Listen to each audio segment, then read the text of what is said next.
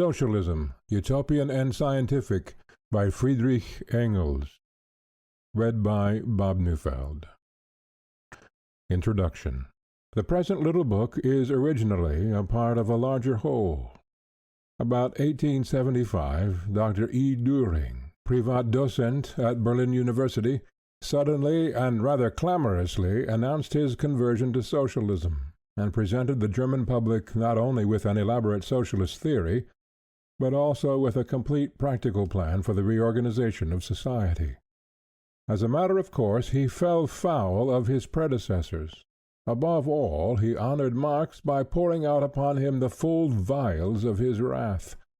This took place about the time when the two sections of the Socialist party in Germany, Eisenachers and Lassallians, had just effected their fusion, and thus obtained not only an immense increase of strength, but what was more, the faculty of employing the whole of this strength against the common enemy.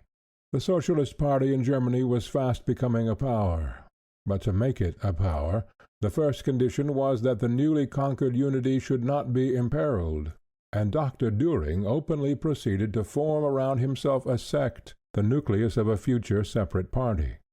It thus became necessary to take up the gauntlet thrown down to us, and to fight out the struggle whether we liked it or not. This, however, though it might not be an over-difficult, was evidently a long-winded business. As is well known, we Germans are of a terribly ponderous Gründlichkeit, radical profundity or profound radicality, whatever you may like to call it. Whenever any of us expounds what he considers a new doctrine, he has first to elaborate it into an all-comprising system. He has to prove that both the first principles of logic and the fundamental laws of the universe had existed from all eternity for no other purpose than to ultimately lead to this newly discovered crowning theory. And Dr. Dühring, in this respect, was quite up to the national mark. Nothing less than a complete system of philosophy, mental, moral, natural, and historical, a complete system of political economy and socialism, and finally, a critical history of political economy, 3 big volumes in octavo, heavy extrinsically and intrinsically, 3 army corps of arguments mobilized against all previous philosophers and economists in general, and against Marx in particular, in fact, an attempt to a complete revolution in science, these were what I should have to tackle. I had to treat of all and every possible subject, from the concepts of time and space to bimetallism, from the eternity of matter and motion to the perishable nature of moral ideas, from Darwin's natural selection to the education of youth in a future society. Anyhow, the systematic comprehensiveness of my opponent gave me the opportunity of developing in opposition to him and in a more connected form than had previously been done, the views held by Marx and myself on this great variety of subjects. And that was the principal reason which made me undertake this otherwise ungrateful task. My reply was first published in a series of articles in the Leipzig Vorwärts, the chief organ of the Socialist party, and later on as a book, Herrn Eugen Dühring's Umwälzen der Wissenschaft, Mr. E. Dühring's Revolution in Science, a second edition of which appeared in Zurich, 1886. At the request of my friend Paul Lafargue, now representative of Lille in the French Chamber of Deputies, I arranged 3 chapters of this book as a pamphlet, which he translated and published in 1880, under the title Socialisme utopique et Socialisme scientifique. From this French text, a Polish and Spanish edition were prepared. In 1883, our German friends brought out the pamphlet in the original language. Italian, Russian, Danish, Dutch, and Romanian translations, based on the German text, have since been published. Thus, with the present English edition, this little book circulates in 10 languages. I am not aware that any other socialist work, not even our Communist Manifesto of 1848, or Marx's Kapital, has been so often translated. In Germany it has had 4 editions of about 20,000 copies in all. The economic terms used in this work, as far as they are new, agree with those used in the English edition of Marx's Kapital. we call production of commodities that economic phrase where articles are produced not only for the use of the producers, but also for purposes of exchange, that is, as commodities, not as use values. This phase extends from the first beginnings of production for exchange down to our present time. It attains its full development under capitalist production only, that is, under conditions where the capitalist, the owner of the means of production, employs for wages laborers, people deprived of all means of production except their own labor power, and pockets the excess of the selling price of the products over his outlay. We divide the history of industrial production since the Middle Ages into three periods. 1. Handicraft, small master craftsmen with a few journeymen and apprentices, where each laborer produces the complete article. 2. Manufacture, where greater numbers of workmen, grouped in one large establishment, produce the complete article on the principle of division of labor, each workman performing only one partial operation, so that the product is complete only after having passed successfully through the hands of all. 3. Modern industry, where the product is produced by machinery driven by power, and where the work of the laborer is limited to superintending and correcting the performances of the mechanical agent. I am perfectly aware that the contents of this work will meet with objection from a considerable portion of the British public. But if we Continentals had taken the slightest notice of the prejudices of British respectability, we should even be worse off than we are. This book defends what we call historical materialism, and the word materialism grates upon the ears of the immense majority of British readers. Agnosticism might be tolerated, but materialism is utterly inadmissible. And yet the original home of all modern materialism, from the 17th century onwards, is England. Materialism is the natural-born son of Great Britain. Already the British schoolman Duns Scotus asked whether it was impossible for matter to think. In order to effect this miracle he took refuge in God's omnipotence. That is, he made theology preach materialism. Moreover, he was a nominalist. Nominalism, the first form of materialism, is chiefly found among the English schoolmen. The real progenitor of English materialism is Bacon. To him natural philosophy is the only true philosophy, and physics based upon the experience of the senses is the chiefest part of natural philosophy. Anaxagoras and his Homo Emoeriae, Democritus and his Atoms, he often quotes as his authorities. According to him, the senses are infallible and the source of all knowledge. All science is based on experience, and consists in subjecting the data furnished by the senses to a rational method of investigation. Induction, analysis, comparison, observation, experiment are the principal forms of such a rational method. Among the qualities inherent in matter, motion is the first and foremost, not only in the form of mechanical and mathematical motion, but chiefly in the form of an impulse, a vital spirit, a tension, or a qual, to use a term of Jacob Böhme's, of matter.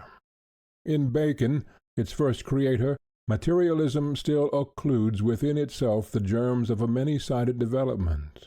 On the one hand, matter, surrounded by a sensuous poetic glamour, seems to attract man's whole entity by winning smiles.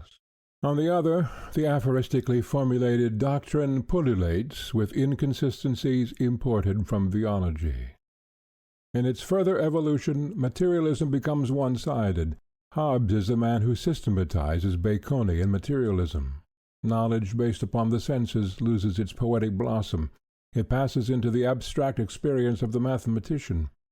Geometry is proclaimed as the queen of sciences. Materialism takes to misanthropy. If it is to overcome its opponent, misanthropic, fleshless spiritualism, and that on the latter's own ground, materialism has to chastise its own flesh and turn ascetic. Thus, from a sensual, it passes into an intellectual entity. But thus, too, it evolves all the consistency, regardless of consequences, characteristic of the intellect. Hobbes, as Bacon's continuator, argues thus: if all human knowledge is furnished by the senses, then our concepts and ideas are but the phantoms, divested of their sensual forms, of the real world. Philosophy can but give names to these phantoms. One name may be applied to more than one of them. There may even be names of names. It would imply a contradiction if, on the one hand, we maintain that all ideas had their origin in the world of sensation, and on the other that a word was more than a word, that besides the beings known to us by our senses, there existed also beings of a general, not individual nature. An unbodily substance is the same absurdity as an unbodily body. Body, being, substance, are but different terms for the same reality. It is impossible to separate thought from matter that thinks. This matter is the substratum of all changes going on in the world. The word infinite is meaningless unless it states that our mind is capable of performing an endless process of addition. Only material things being perceptible to us, we cannot know anything about the existence of God. My own existence alone is certain. Every human passion is a mechanical movement which has a beginning and an end. The objects of impulse are what we call good. Man is subject to the same laws as nature. Power and freedom are identical. Hobbes had systemized Bacon without, however, furnishing a proof for Bacon's fundamental principle, the origin of all human knowledge from the world of sensation. It was Locke who, in his essay on the human understanding, supplied this proof. Hobbes had shattered the theistic prejudices of Baconian materialism. Collins, Dodwell, Coward, Hartley, Priestley similarly shattered the last theological bars that still hemmed in Locke's sensationalism. At all events, for practical materialists, theism is but an easygoing way of getting rid of religion. Thus, Karl Marx wrote about the British origin of modern materialism. If Englishmen nowadays do not exactly relish the compliment he paid their ancestors, more's the pity. It is none the less undeniable that Bacon, Hobbes, and Locke are the fathers of that brilliant school of French materialists which made the 18th century, in spite of all battles on land and sea won over Frenchmen by Germans and Englishmen, a preeminently French century, even before that crowning French Revolution, the results of which we outsiders, in England as well as in Germany, are still trying to acclimatize. There is no denying it. About the middle of this century, what struck every cultivated foreigner who set up his residence in England was, what he was then bound to consider the religious bigotry and stupidity of the English respectable middle class. We at that time were all materialists, or at least very advanced free-thinkers, and to us it appeared inconceivable that almost all educated people in England should believe in all sorts of impossible miracles, and that even geologists like Buckland and Montell should contort the facts of their science so as not to clash too much with the myths of the book of Genesis. While, in order to find people who dared to use their own intellectual faculties with regard to religious matters, you had to go amongst the uneducated, the great unwashed, as they were then called, the working people, especially the Owenite socialists. But England has been civilized since then. The exhibition of 1851 sounded the knell of English insular exclusiveness. England became gradually internationalized, in diet, in manners, in ideas. So much so that I begin to wish that some English manners and customs had made as much headway on the Continent as other continental habits have made here. Anyhow, the introduction and spread of salad oil, before 1851 known only to the aristocracy, has been accompanied by a fatal spread of continental skepticism in matters religious, and it has come to this, that agnosticism, though not yet considered the thing quite as much as the Church of England, is yet very nearly on a par, as far as respectability goes, with baptism, and decidedly ranks above the Salvation Army.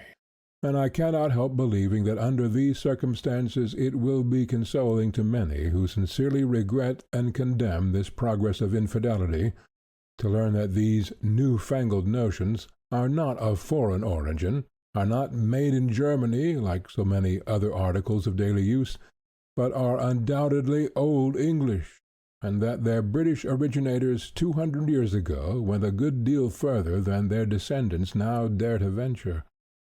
What indeed is agnosticism but, to use an expressive Lancashire term, shamefaced materialism? The agnostic's conception of nature is materialistic throughout. The entire natural world is governed by law, and absolutely excludes the intervention of action from without. But, he adds, we have no means either of ascertaining or of disproving the existence of some supreme being beyond the known universe.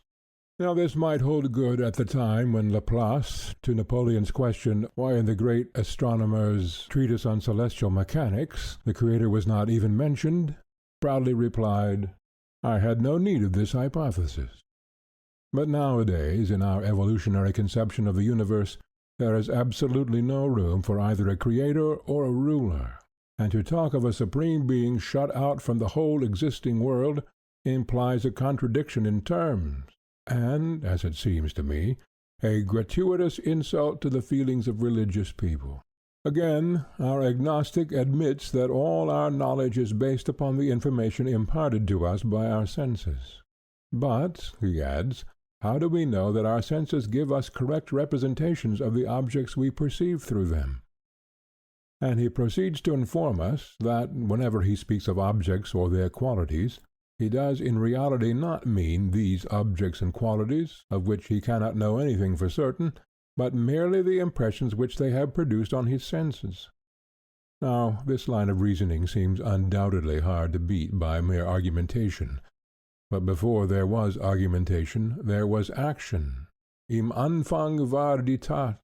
And human action had solved the difficulty long before human ingenuity had invented it. The proof of the pudding is in the eating. From the moment we turn to our own use of these objects, according to the qualities we perceive in them, we put to an infallible test the correctness or otherwise of our sense perceptions. If these perceptions have been wrong, then our estimate of the use to which an object can be turned must also be wrong, and our attempt must fail.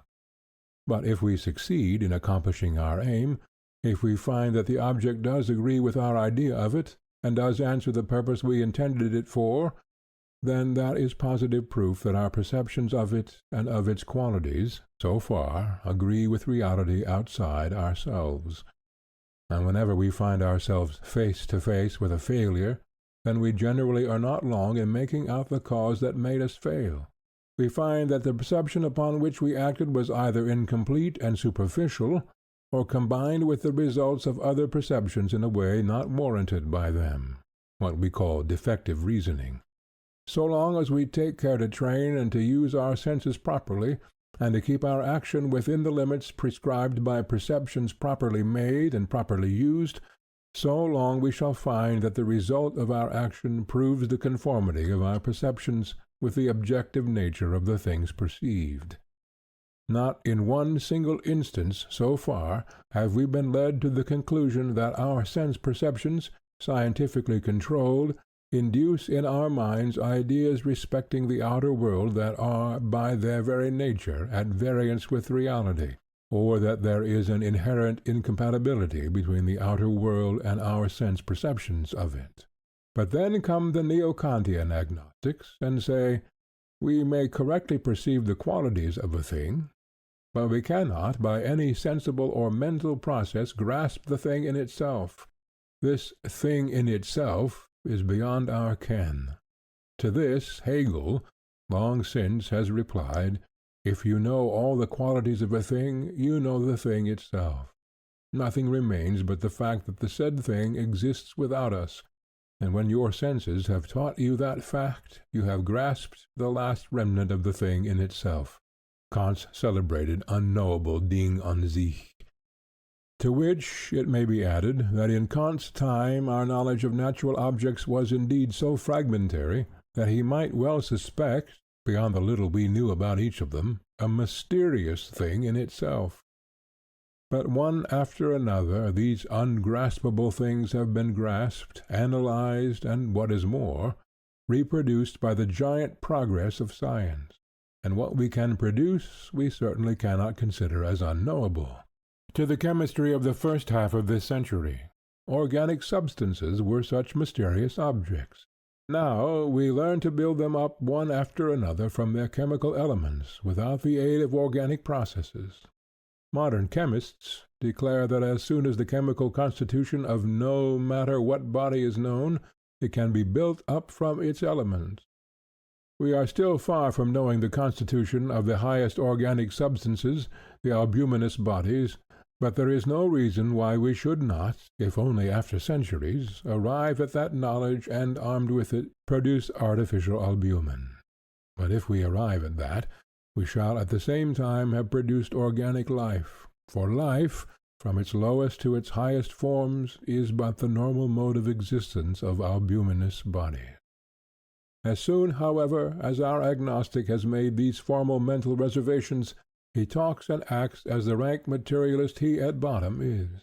He may say that as far as we know, matter and motion, or as it is now called, energy, can neither be created nor destroyed, but that we have no proof of their not having been created at some time or other. But if you try to use this admission against him in any particular case, he will quickly put you out of court. If he admits the possibility of spiritualism in abstracto, he will have none of it in concreto. As far as we know and can know, he will tell you there is no creator and no ruler of the universe. As far as we are concerned, matter and energy can neither be created nor annihilated. For us, mind is a mode of energy, a function of the brain. All we know is that the material world is governed by immutable laws, and so forth. Thus, as far as he is a scientific man, as far as he knows anything, he is a materialist. Outside his science, in spheres about which he knows nothing, he translates his ignorance into Greek and calls it agnosticism. At all events, one thing seems clear. Even if I was an agnostic, it is evident that I could not describe the conception of history sketched out in this little book as historical agnosticism. Religious people would laugh at me. Agnostics would indignantly ask, was I going to make fun of them? And thus I hope even British respectability will not be overshocked if I use, in English as well as in so many other languages, the term historical materialism, to designate that view of the course of history which seeks the ultimate cause and the great moving power of all important historic events in the economic development of society, in the changes in the modes of production and exchange, in the consequent division of society into distinct classes, and in the struggles of these classes against one another. This indulgence will perhaps be accorded to me all the sooner, if I show that historical materialism may be of advantage even to British respectability. I have mentioned the fact that about 40 or 50 years ago, any cultured foreigner settling in England was struck by what he was then bound to consider the religious bigotry and stupidity of the English respectable middle class. I am now going to prove that the respectable English middle class of that time was not quite as stupid as it looked to the intelligent foreigner. Its religious leanings can be explained. When Europe emerged from the Middle Ages, the rising middle class of the towns constituted its revolutionary element. It had conquered a recognized position within medieval feudal organization, but this position also had become too narrow for its expansive power. The development of the middle class, the bourgeoisie, became incompatible with the maintenance of the feudal system. The feudal system, therefore, had to fall. But the great international center of feudalism was the Roman Catholic Church. It united the whole of feudalized Western Europe, in spite of all internal wars, into one grand political system, opposed as much to the schismatic Greeks as to the Mohammedan countries. It surrounded feudal institutions with the halo of divine consecration. It had organized its own hierarchy on the feudal model, and lastly it was itself by far the most powerful feudal lord, holding, as it did, fully 1/3 of the soil of the Catholic world.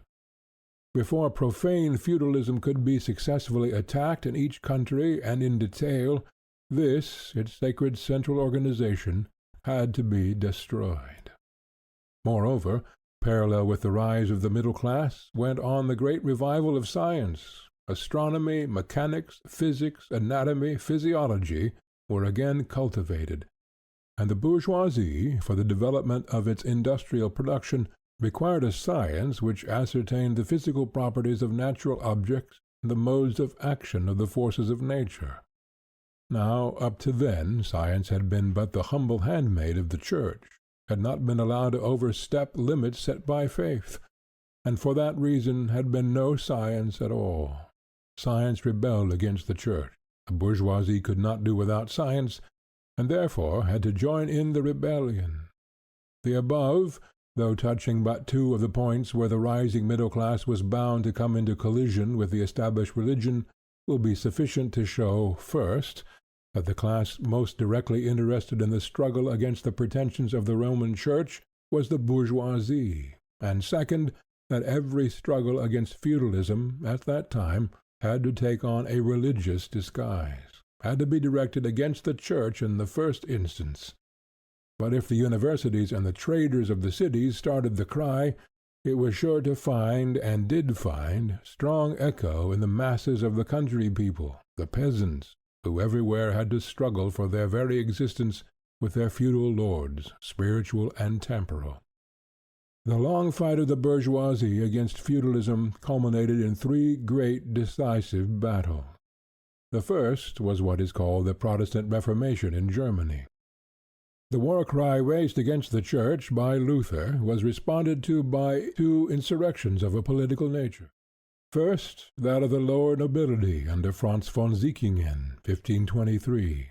Then the Great Peasants' War, 1525. Both were defeated, chiefly in consequence of the indecision of the parties most interested, the burghers of the towns, an indecision into the causes of which we cannot here enter. From that moment the struggle degenerated into a fight between the local princes and the central power, and ended up by blotting out Germany for 200 years from the politically active nations of Europe. The Lutheran Reformation produced a new creed indeed, a religion adapted to absolute monarchy. No sooner were the peasants of northeast Germany converted to Lutheranism than they were from freemen reduced to serfs. But where Luther failed, Calvin won the day. Calvin's creed was one fit for the boldest of the bourgeoisie of his time. His predestination doctrine was the religious expression of the fact that in the commercial world of competition, success or failure does not depend upon a man's activity or cleverness, but upon circumstances uncontrollable by him. It is not of him that willeth, or of him that runneth, but of the mercy of unknown superior economic powers. And this was especially true at a period of economic revolution, when all old commercial routes and centers were replaced by new ones, when India and America were opened to the world, and when even the most sacred economic articles of faith, the value of gold and silver, began to totter and to break down. Calvin's church constitution was thoroughly democratic and republican, and where the kingdom of God was republicanized, could the kingdoms of this world remain subject to monarchs, bishops, and lords? While German Lutheranism became a willing tool in the hands of princes, Calvinism founded a republic in Holland, and active republican parties in England, and above all, Scotland. In Calvinism, the second great bourgeois upheaval found its doctrine ready cut and dried. This upheaval took place in England. The middle class of the towns brought it on, and the yeomanry of the country districts fought it out. Curiously enough, in all the three great bourgeois risings, the peasantry furnishes the army that has to do the fighting, and the peasantry is just the class that, the victory once gained, is most surely ruined by the economic consequences of that victory. 100 years after Cromwell, the yeomanry of England had almost disappeared. Anyhow, had it not been for that yeomanry and for the plebeian element in the towns, the bourgeoisie alone would never have fought the matter out to the bitter end, and would never have brought Charles I to the scaffold. In order to secure even those conquests of the bourgeoisie that were ripe for gathering at the time, the revolution had to be carried considerably farther, exactly as in 1793 in France and 1848 in Germany. This seems in fact to be one of the laws of evolution of bourgeois society. Well, upon this excess of revolutionary activity there necessarily followed the inevitable reaction, which in its turn went beyond the point where it might have maintained itself. After a series of oscillations, the new center of gravity was at last attained, and became a new starting point. The grand period of English history, known to respectability under the name the Great Rebellion, and the struggles succeeding it, were brought to a close by the comparatively puny event entitled by liberal historians the Glorious Revolution. The new starting point was a compromise between the rising middle class and the ex-feudal landowners. The latter, though called as now the aristocracy, had been long since on the way which led them to become what Louis Philippe in France became at a much later period, the first bourgeois of the kingdom. Fortunately for England, the old feudal barons had killed one another during the Wars of the Roses. Their successors, though mostly scions of the old families, had been so much out of the direct line of descent that they constituted quite a new body, with habits and tendencies far more bourgeois than feudal. They fully understood the value of money, and at once began to increase rents by turning hundreds of small farmers out and replacing them by sheep. Henry VIII, while squandering the church lands, created fresh bourgeois landlords by wholesale. The innumerable confiscations of estates, regranted to absolute or relative upstarts, and continued during the whole of the 17th century, had the same result. Consequently, ever since Henry VII, the English aristocracy, far from counteracting the development of industrial production, had, on the contrary, sought to indirectly profit thereby, and there had always been a section of the great landowners willing, from economical or political reasons, to cooperate with the leading men of the financial and industrial bourgeoisie. The compromise of 1689 was therefore easily accomplished. The political spoils of pelf and place were left to the great landowning families, provided the economic interests of the financial, manufacturing, and commercial middle class were sufficiently attended to, and these economic interests were at that time powerful enough to determine the general policy of the nation. There might be squabbles about matters of detail, but, on the whole, the aristocratic oligarchy knew too well that its own economic prosperity was irretrievably bound up with that of the industrial and commercial middle class. From that time the bourgeoisie was a humble, but still a recognized component of the ruling classes of England. With the rest of them, it had a common interest in keeping in subjection the great working mass of the nation. The merchant or manufacturer himself stood in the position of master, or, as it was until lately called, of natural superior to his clerks, his workpeople, his domestic servants. His interest was to get as much and as good work out of them as he could. For this end they had to be trained to proper submission. He was himself religious. His religion had supplied the standard under which he had fought the king and the lords. He was not long in discovering the opportunities this same religion offered him for working upon the minds of his natural inferiors, and making them submissive to the behests of the masters it pleased God to place over them. In short, the English bourgeoisie now had to take a part in keeping down the lower orders, the great producing mass of the nation, and one of the means employed for that purpose was the influence of religion. There was another fact that contributed to strengthen the religious leanings of the bourgeoisie. That was the rise of materialism in England. This new doctrine not only shocked the pious feelings of the middle class, it announced itself as a philosophy only fit for scholars and cultivated men of the world, in contrast to religion which was good enough for the uneducated masses, including the bourgeoisie. With Hobbes, it stepped on the stage as a defender of royal prerogative and omnipotence. It called upon absolute monarchy to keep down that puer robustus sed malitiosus, to wit, the people. Similarly, with the successors of Hobbes, with Bolingbroke, Shaftesbury, etc., the new deistic form of materialism remained an aristocratic, esoteric doctrine, and therefore hateful to the middle class, both for its religious heresy and for its anti-bourgeois political connections. Accordingly, in opposition to the materialism and deism of the aristocracy, those Protestant sects which had furnished the flag in the fighting contingents against the Stuarts continued to furnish the main strength of the progressive middle class, and form even today the backbone of the great liberal party. In the meantime, materialism passed from England to France, where it met and coalesced with another materialistic school of philosophers, a branch of Cartesianism. In France, too, it remained at first an exclusively aristocratic doctrine, but soon its revolutionary character asserted itself. The French materialists did not limit their criticism to matters of religious belief. They extended it to whatever scientific tradition or political institution they met with, and to prove the claim of their doctrine to universal application, they took the shortest cut and boldly applied it to all subjects of knowledge in the giant work after which they were named the Encyclopedic. Thus, in one or the other of its two forms, avowed materialism or deism, it became the creed of the whole cultured youth of France, so much so that when the great Revolution broke out, the doctrine hatched by English royalists gave a theoretical flag to French republicans and terrorists, and furnished the text for the Declaration of the Rights of Man. The great French Revolution was the third uprising of the bourgeoisie, but the first that had entirely cast off the religious cloak, and was fought out on undisguised political lines.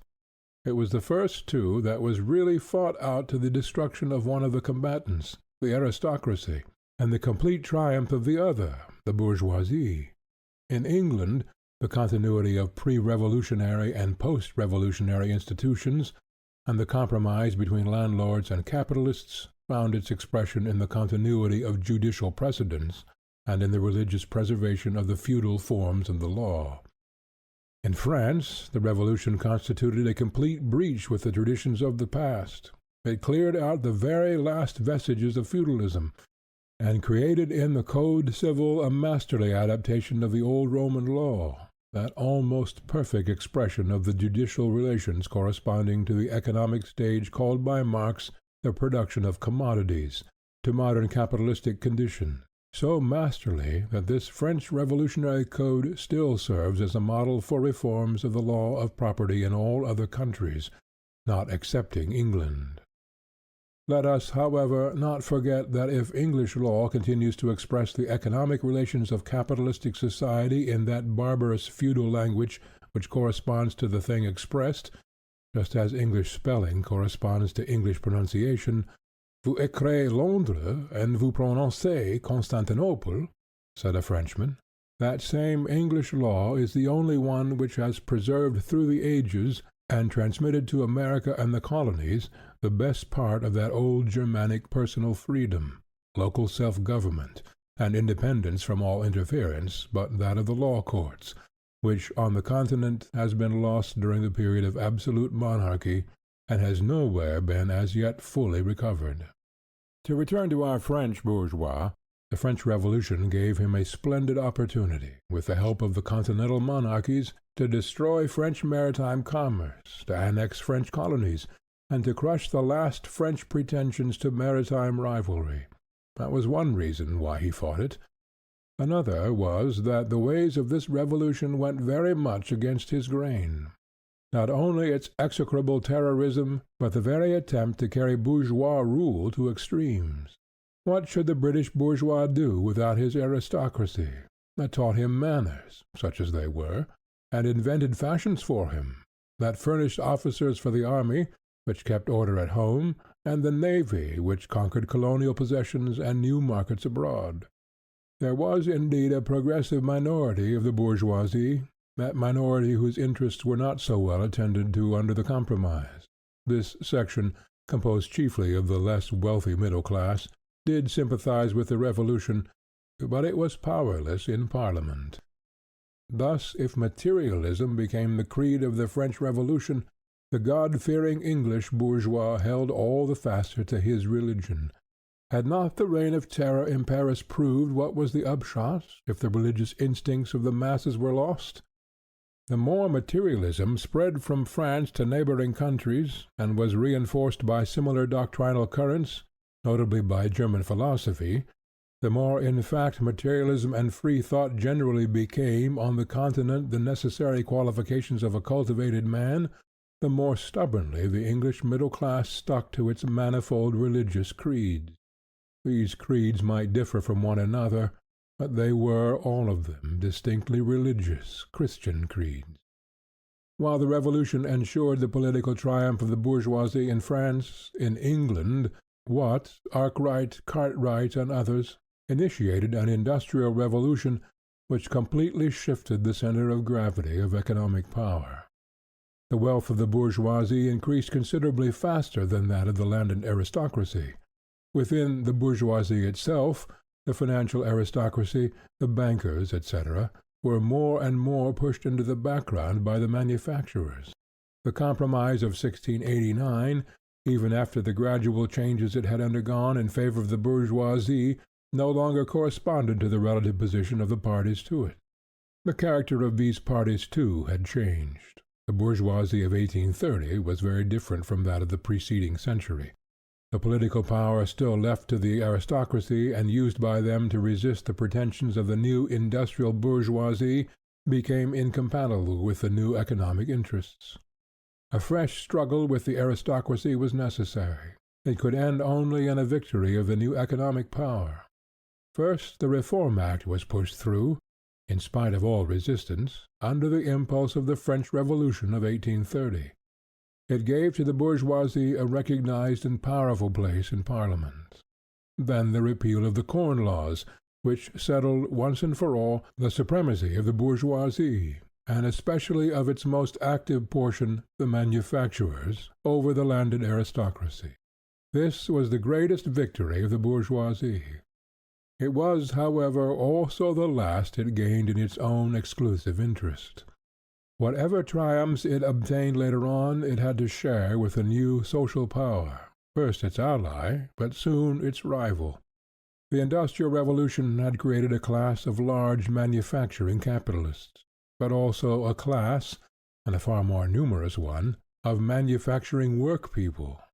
This class gradually increased in numbers, in proportion as the Industrial Revolution seized upon one branch of manufacture after another, and in the same proportion it increased in power.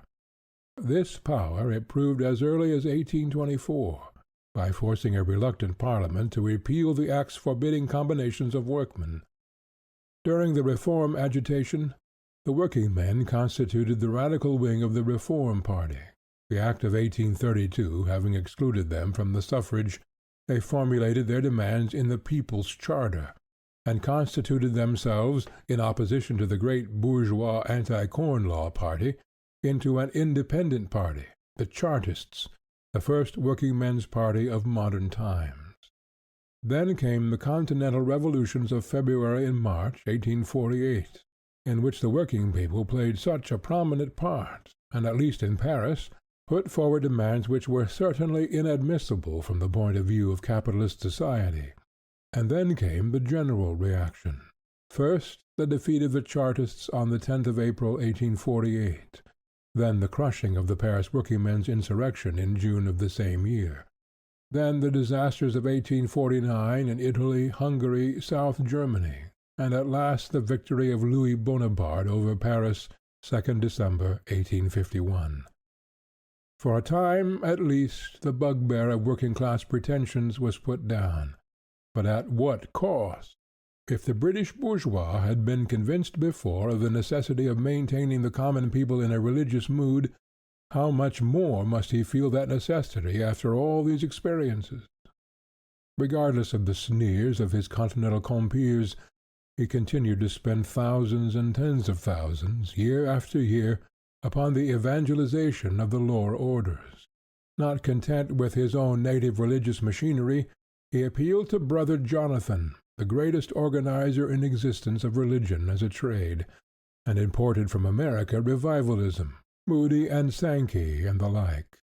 And finally, he accepted the dangerous aid of the Salvation Army, which revives the propaganda of early Christianity, appeals to the poor as the elect, fights capitalism in a religious way, and thus fosters an element of early Christian class antagonism, which one day may become troublesome to the well-to-do people who now find the ready money for it. It seems a law of historical development that the bourgeoisie can in no European country get hold of political power, at least for any length of time, and in the same exclusive way in which the feudal aristocracy kept hold of it during the Middle Ages.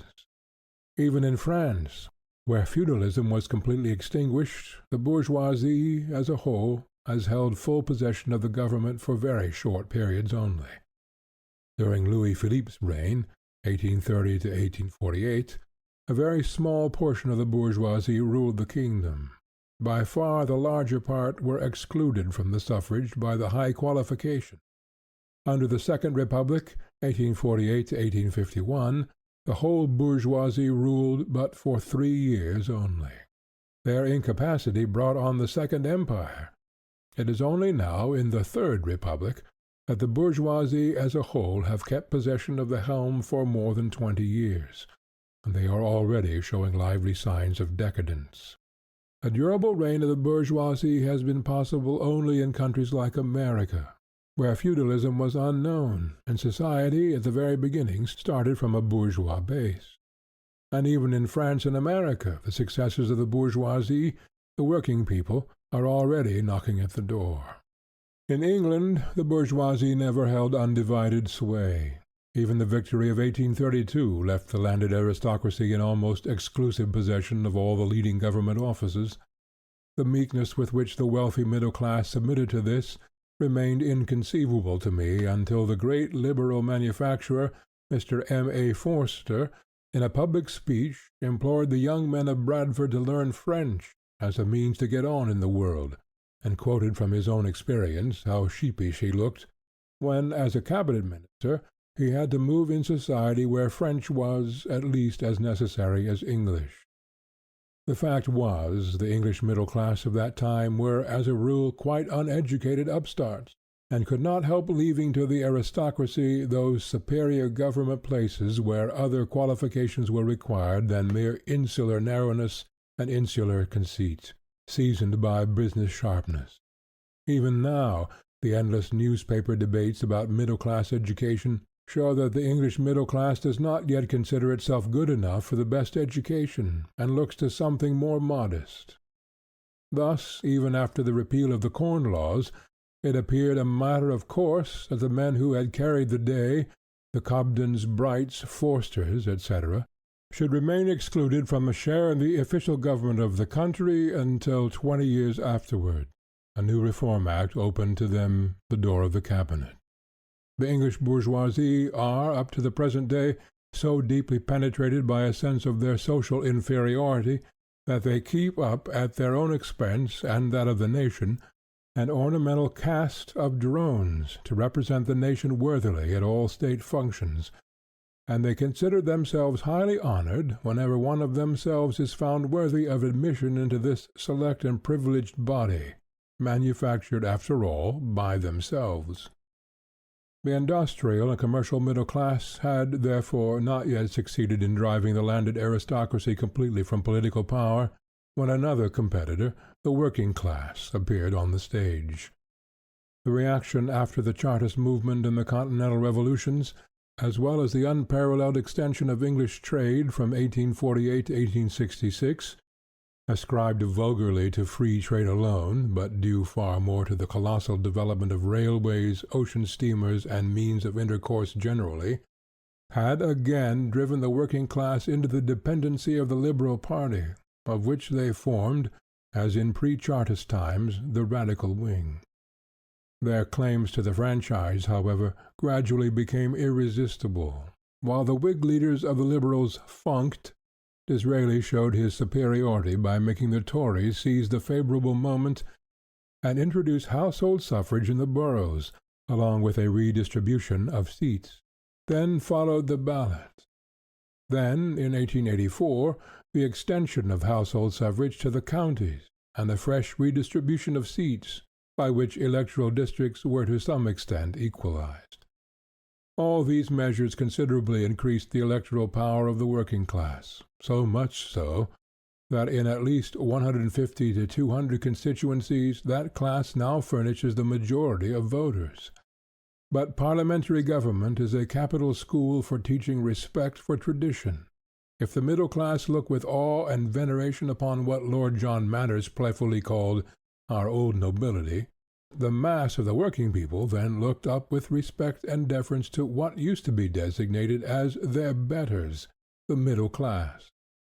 Indeed, the British workman, some 15 years ago, was the model workman, whose respectful regard for the position of his master, and whose self-restrained modesty in claiming rights for himself, consoled our German economists of the Katheder Socialist school for the incurable communistic and revolutionary tendencies of their own working men at home. But the English middle class, the good men of business as they are, saw farther than the German professors. They had shared their power but reluctantly with the working class. They had learnt, during the Chartist years, what that puer robustus sed nialiatiosis, the people, is capable of. And since that time they had been compelled to incorporate the better part of the People's Charter in the statutes of the United Kingdom. Now, if ever, the people must be kept in order by moral means. And the first and foremost of all moral means of action upon the masses is, and remains, religion. Hence the parsons' majorities on the school boards, hence the increasing self-taxation of the bourgeoisie for the support of all sorts of revivalism, from ritualism to the Salvation Army. And now came the triumph of British respectability over the free thought and religious laxity of the continental bourgeois. The workmen of France and Germany had become rebellious. They were thoroughly infected with socialism, and, for very good reason, were not at all particular as to the legality of the means by which to secure their own ascendancy. The puer robustus here turned from day to day more malitiosus. Nothing remained to the French and German bourgeoisie as a last resource but to silently drop their free thought, as a youngster, when seasickness creeps upon him, quietly drops the burning cigar he bought swaggeringly on board. One by one the scoffers turned pious in outward behavior, spoke with respect of the Church, its dogmas and rites, and even conformed with the latter as far as could not be helped. French bourgeoisie dined maigre on Fridays, and German ones sat out long Protestant sermons in their pews on Sundays. They had come to grief with materialism. Die Religion muss dem Volk erhalten werden. Religion must be kept alive for the people. That was the only and the last means to save society from utter ruin.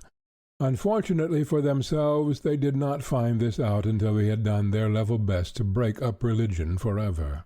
And now it was the turn of the British bourgeois to sneer and to say, "Why, you fools, I could have told you that 200 years ago."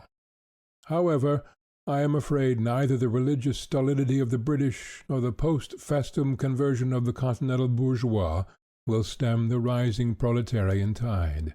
Tradition is a great retarding force, is the vis inertiae of history, but, being more passive, is sure to be broken down.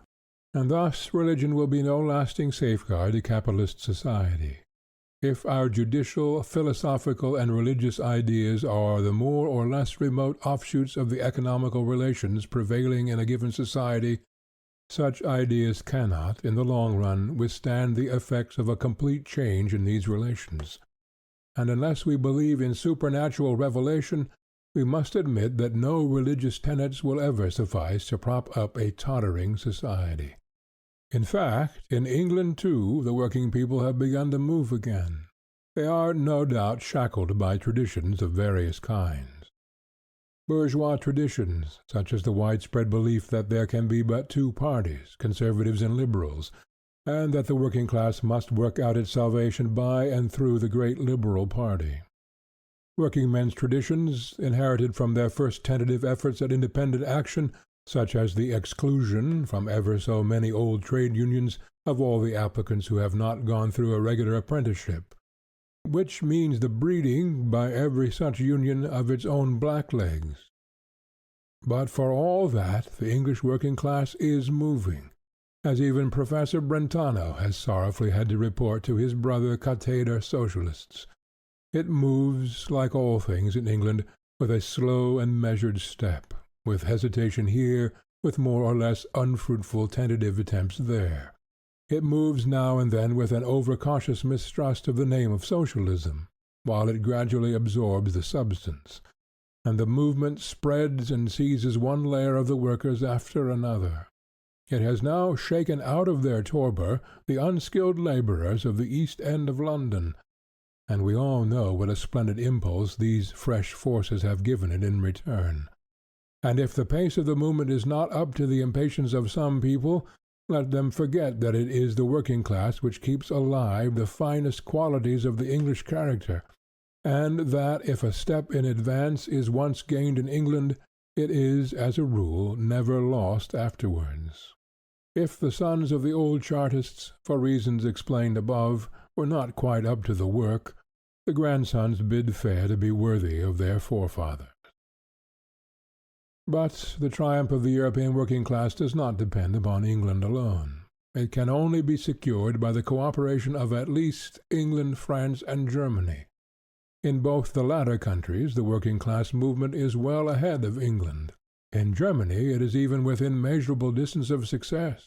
The progress it has there made during the last 25 years is unparalleled. It advances with ever-increasing velocity. If the German middle class have shown themselves lamentably deficient in political capacity, discipline, courage, energy, and perseverance, the German working class have given ample proof of all these qualities. 400 years ago, Germany was the starting point of the first upheaval of the European middle class. As things are now, is it outside the limits of possibility that Germany will be the scene, too, of the first great victory of the European proletariat? F. Engels, April 20th, 1892. End of introduction. Chapter 1. Modern Socialism is, in its essence, the direct product of the recognition, on the one hand, of the class antagonisms existing in the society of today between proprietors and non-proprietors, between capitalists and wage workers; on the other hand, the anarchy existing in production. But in its theoretical form, modern Socialism originally appears ostensibly as a more logical extension of the principles laid down by the great French philosophers of the 18th century. Like every new theory, modern Socialism had, at first, to connect itself with the intellectual stock in trade ready to its hand, however deeply its roots lay in material economic fact. The great men who in France prepared men's minds for the coming revolution were themselves extreme revolutionists. They recognized no external authority of any kind whatever. Religion, natural science, society, political institutions, everything was subjected to the most unsparing criticism. Everything must justify its existence before the judgment seat of reason, or give up existence. Reason became the sole measure of everything. It was the time when, as Hegel says, the world stood upon its head. First, in the sense that the human head, and the principles arrived at by its thought, claimed to be the basis of all human action and association. But by and by, also in the wider sense that the reality which was in contradiction to these principles had in fact to be turned upside down. Every form of society and government then existing, every old traditional notion was flung into the lumber room as irrational. The world had hitherto allowed itself to be led solely by prejudices. Everything in the past deserved only pity and contempt. Now, for the first time, appeared the light of day, the kingdom of reason. Henceforth, superstition, injustice, privilege, oppression, were to be superseded by eternal truth, eternal right, equality based on nature and the inalienable rights of man. We know today that this kingdom of reason was nothing more than the idealized kingdom of the bourgeoisie. This eternal right found its realization in bourgeois justice. that this equality reduced itself to bourgeois equality before the law, that bourgeois property was proclaimed as one of the essential rights of man, and that the government of reason, the contrat social of Rousseau, came into being, and only could come into being, as a democratic bourgeois republic. The great thinkers of the 18th century could, no more than their predecessors, go beyond the limits imposed upon them by their epoch. But side by side with the antagonism of the feudal nobility and the burghers, who claimed to represent all the rest of society, was the general antagonism of exploiters and exploited, of rich idlers and poor workers. It was this very circumstance that made it possible for the representatives of the bourgeoisie to put themselves forward as representing not one special class, but the whole of suffering humanity. Still further, from its origin, the bourgeoisie was saddled with its antithesis. Capitalists cannot exist without wage workers, and in the same proportion as the medieval burgher of the guild developed into the modern bourgeois, the guild journeyman and the day laborer, outside the guilds, developed into the proletarian. And although upon the whole the bourgeoisie, in their struggle with nobility, could claim to represent at the same time the interests of the different working classes of that period, yet in every great bourgeois movement there were independent outbursts of that class which was the forerunner, more or less developed, of the modern proletariat. In the 16th and 17th centuries, utopian pictures of ideal social conditions. In the 18th, actual communistic theories, Morelli and Mabley. The demand for equality was no longer limited to political rights. It was extended also to the social conditions of the individuals. It was not simply class privileges that were to be abolished, but class distinctions themselves.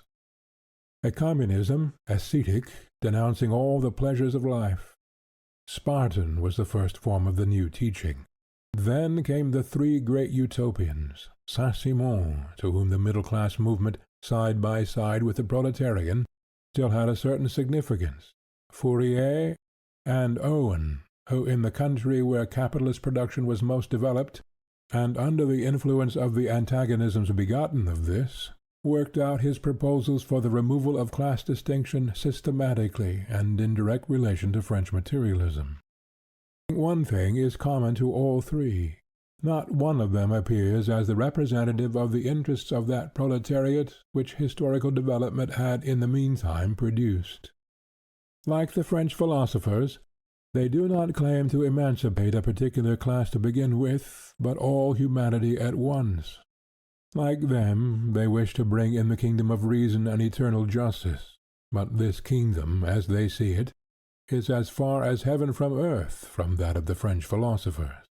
For to our three social reformers, a bourgeois world, based upon the principles of these philosophers, is quite as irrational and unjust, and therefore finds its way to the dust-hole quite as readily as feudalism and all the earlier stages of society. If pure reason and justice have not hitherto ruled the world, this has been the case only because men have not rightly understood them. What was wanted was the individual man of genius, who has now arisen and who understands the truth. That he has now arisen, that the truth has now been clearly understood, is not an inevitable event, following of necessity in the chain of historical development, but a mere happy accident. He might just as well have been born 500 years earlier, and might then have spared humanity 500 years of error, strife, and suffering. We saw how the French philosophers of the 18th century, the forerunners of the Revolution, appealed to reason as the sole judge of all that is. A rational government, rational society, were to be founded. Everything that ran counter to eternal reason was to be remorselessly done away with. We saw also that this eternal reason was in reality nothing but the idealized understanding of the 18th century citizen, just then evolving into the bourgeois. The French Revolution had realized this rational society and government. But the new order of things, rational enough as compared with earlier conditions, turned out to be by no means absolutely rational.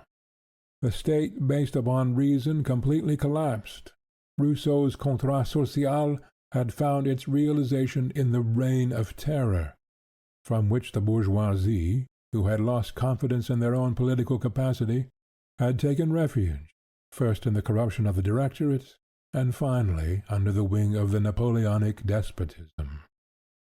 The promised eternal peace was turned into an endless war of conquest. The society based upon reason had fared no better. The antagonism between rich and poor, instead of dissolving into general prosperity, had become intensified by the removal of the guild and other privileges, which had to some extent bridged it over, and by the removal of the charitable institutions of the Church. The freedom of property from feudal fetters, now veritably accomplished, turned out to be, for the small capitalists and small proprietors, freedom to sell their small property, crushed under the overmastering competition of the large capitalists and landlords, to these great lords, and thus, as far as the small capitalists and peasant proprietors were concerned, became freedom from property. The development of industry upon a capitalistic basis made poverty and misery of the working classes conditions of existence of society. Cash payment became more and more, in Carlyle's phrase, the sole nexus between man and man. The number of crimes increased from year to year. Formerly, the feudal vices had openly stalked about in broad daylight. Though not eradicated, they were now at any rate thrust into the background. In their stead, the bourgeois vices, hitherto practiced in secret, began to blossom all the more luxuriantly. Trade became to a greater and greater extent cheating. The fraternity of the revolutionary motto was realized in the chicanery and rivalries of the battle of competition. Oppression by force was replaced by corruption, the sword, as the first social lever, by gold. The right of the first knight was transferred from the feudal lords to the bourgeois manufacturers. Prostitution increased to an extent never heard of. Marriage itself remained, as before, the legally recognized form, the official cloak of prostitution, and moreover was supplanted by rich crops of adultery. In a word, compared with the splendid promises of the philosophers, the social and political institutions born of the triumph of reason were bitterly disappointing caricatures. All that was wanting was the men to formulate this disappointment, and they came with the turn of the century. In 1802 Saint-Simon's Geneva Letters appeared. In 1808 appeared Fourier's first work, although the groundwork of this theory dated from 1799. On January 1, 1800, Robert Owen undertook the direction of New Lanark. At this time, however, the capitalist mode of production, and with it the antagonism between the bourgeoisie and the proletariat, was still very incompletely developed. Modern industry, which had just arisen in England, was still unknown in France. But modern industry develops, on the one hand, the conflicts which make absolutely necessary a revolution in the mode of production and the doing away with its capitalistic character, conflicts not only between the classes begotten of it, but also between the very productive forces and the forms of exchange created by it. And, on the other hand, it develops in these very gigantic productive forces the means of ending these conflicts.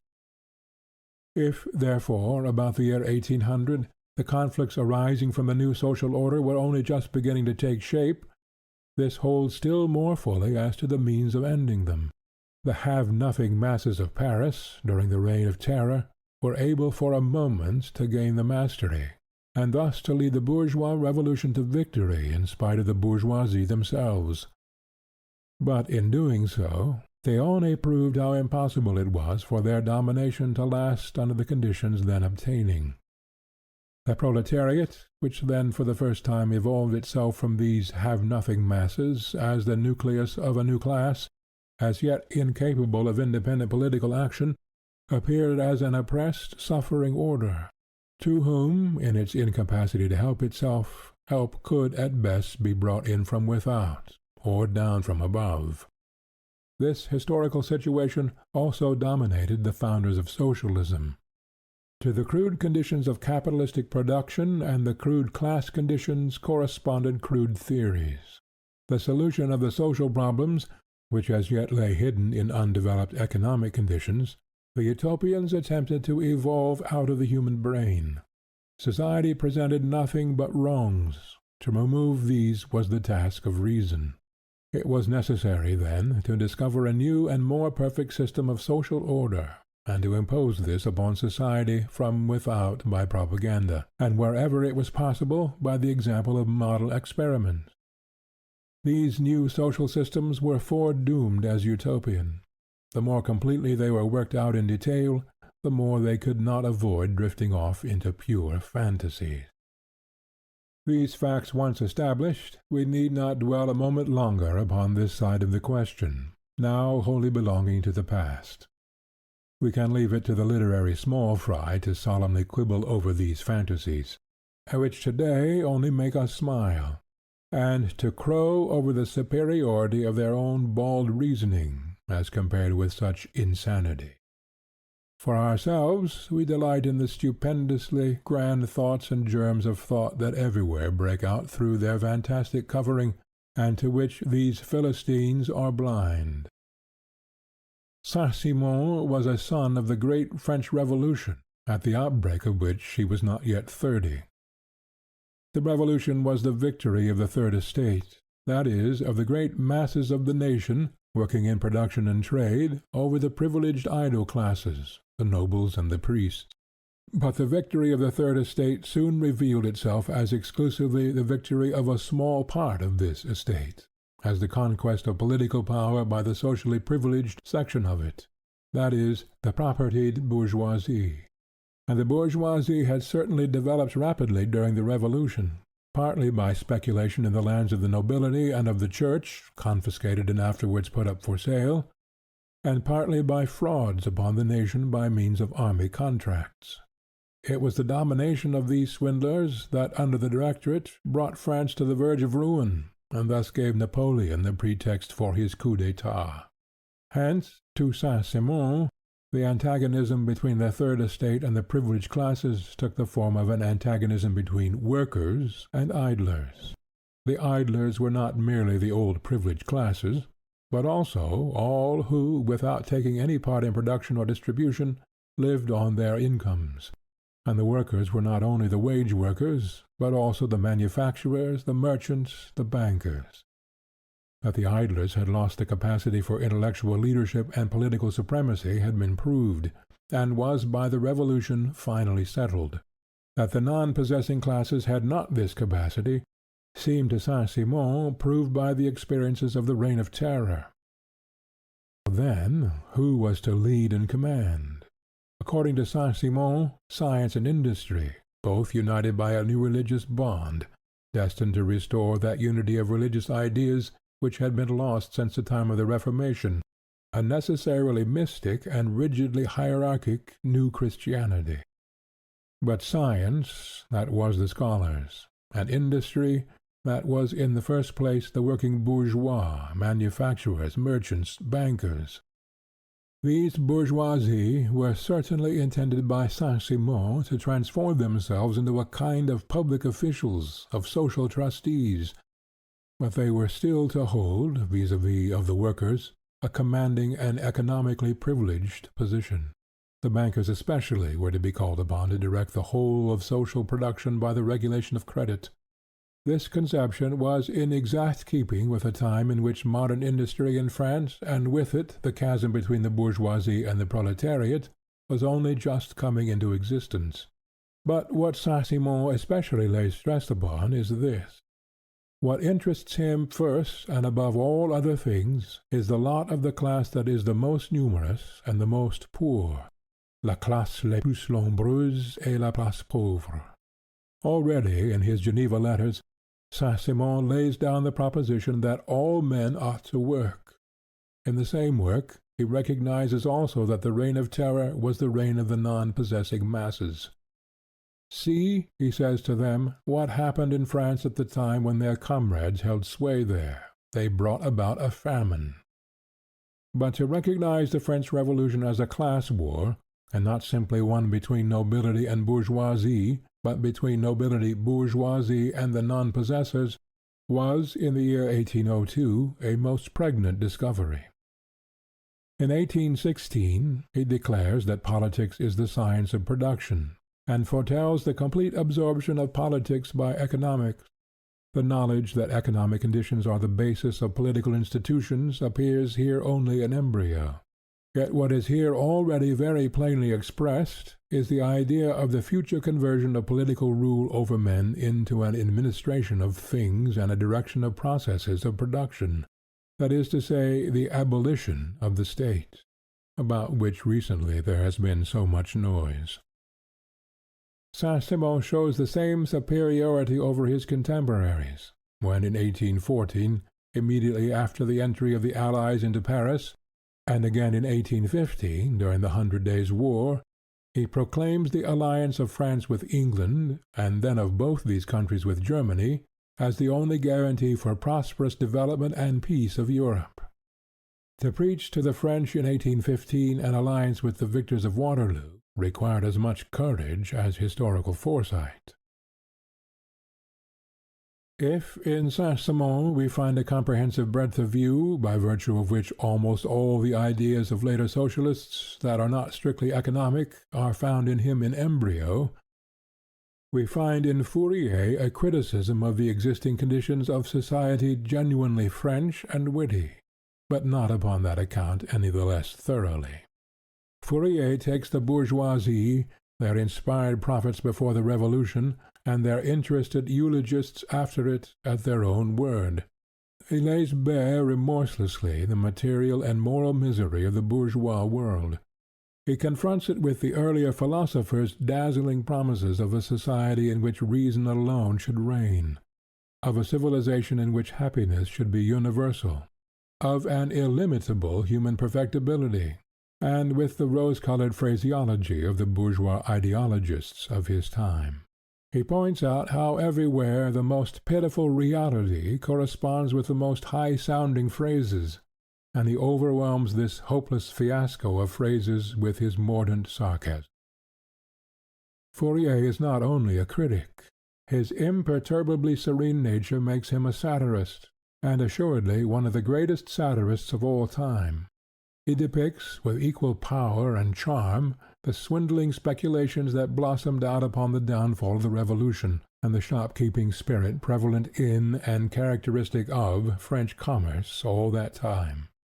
Still more masterly is his criticism of the bourgeois form of the relations between the sexes, and the position of women in bourgeois society. He was the first to declare that in any given society the degree of women's emancipation is the natural measure of the general emancipation. But Fourier is at his greatest in his conception of the history of society. He divides its whole course thus far into 4 stages of evolution: savagery, barbarism, the patriarchate, civilization. This last is identical with the so-called civil or bourgeois society of today, that is, with the social order that came in with the 16th century.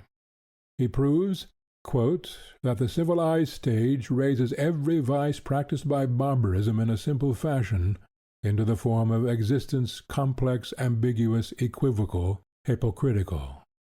End quote. That civilization moves in a vicious circle, in contradictions which it constantly reproduces without being able to solve them. Hence it constantly arrives at the very opposite to that which it wants to attain, or pretends to want to attain, so that, for example, quote, under civilization poverty is born of superabundance itself. End quote. Fourier, as we see, uses the dialectic method in the same masterly way as his contemporary Hegel. Using these same dialectics, he argues against the talk about illimitable human perfectibility, that every historical phase has its period of ascent and also its period of descent, and he applies this observation to the future of the whole human race. As Kant introduced into natural science the idea of the ultimate destruction of the earth, Fourier introduced into historical science that of the ultimate destruction of the human race. Whilst in France the hurricane of the Revolution swept over the land, In England, a quieter, but not on that account less tremendous, revolution was going on. Steam and the new tool-making machinery were transforming manufacture into modern industry, and thus revolutionizing the whole foundation of bourgeois society. The sluggish march of development of the manufacturing period changed into a veritable storm and stress period of production.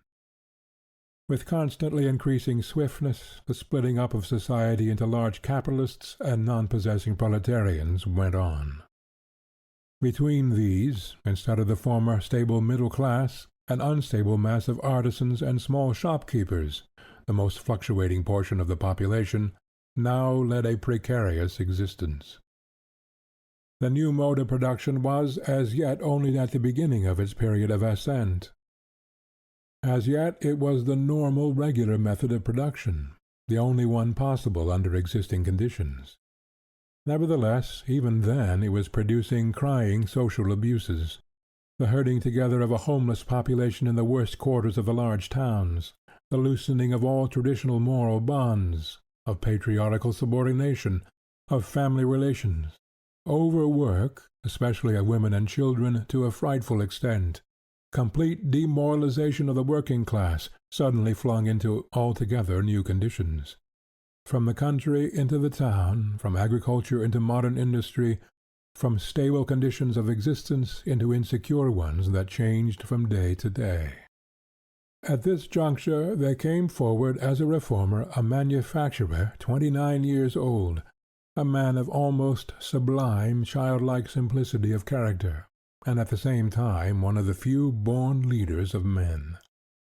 Robert Owen had adopted the teaching of the materialistic philosophers, that man's character is the product on the one hand of heredity, on the other hand of the environment of the individual during his lifetime, and especially during his period of development. In the Industrial Revolution, most of his class saw only chaos and confusion, and the opportunity of fishing in these troubled waters and making large fortunes quickly. He saw in it the opportunity of putting into practice his favorite theory, and so of bringing order out of chaos. He had already tried it with success, as superintendent of more than 500 men in the Manchester factory. From 1800 to 1829 he directed the great cotton mill at New Lanark in Scotland as managing partner, along the same lines, but with greater freedom of action, and with a success that made him a European reputation.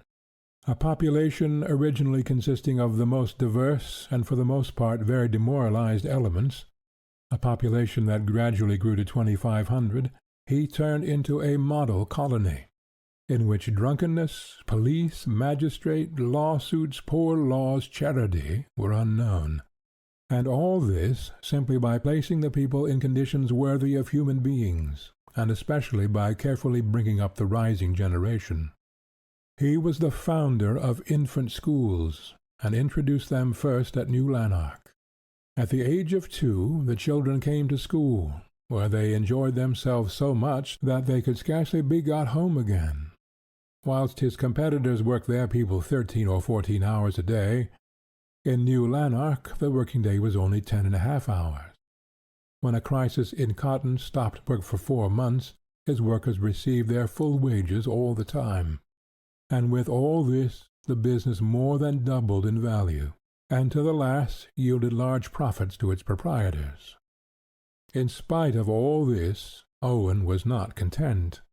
The existence which he secured for his workers was in his eyes still far from being worthy of human beings. "The people were slaves at my mercy." The relatively favorable conditions in which he had placed them were still far from allowing a rational development of the character and of the intellect in all directions, much less of the free exercise of their faculties. "And yet the working part of this population of 2,500 persons was daily producing as much real wealth for society as less than half a century before it would have required the working part of a population of 600,000 to create. I asked myself, what became of the difference between the wealth consumed by 2,500 persons and that which would have been consumed by 600,000? The answer was clear. and had been used to pay the proprietors of the establishment 5% on the capital they had laid out, in addition to over £300,000 clear profit. And that which held for New Lanark held to a still greater extent for all the factories in England. Quote, "If this new wealth had not been created by machinery, imperfectly as it has been applied, the wars of Europe, in opposition to Napoleon, and to support the aristocratic principles of society, could not have been maintained, and yet this new power was the creation of the working classes." End quote. To them, therefore, the fruits of this new power belonged. The newly created gigantic productive forces, hitherto used only to enrich the individuals and to enslave the masses, offered to Owen the foundations for a reconstruction of society. They were destined, as the common property of all, to be worked for the common good of all. Owen's communism was based upon this purely business foundation, the outcome, so to say, of commercial calculation. Throughout, it maintained this practical character. Thus, in 1823, Owen proposed the relief of the stress in Ireland by communist colonies, and drew up complete estimates of costs of founding them, yearly expenditure, and probable revenue.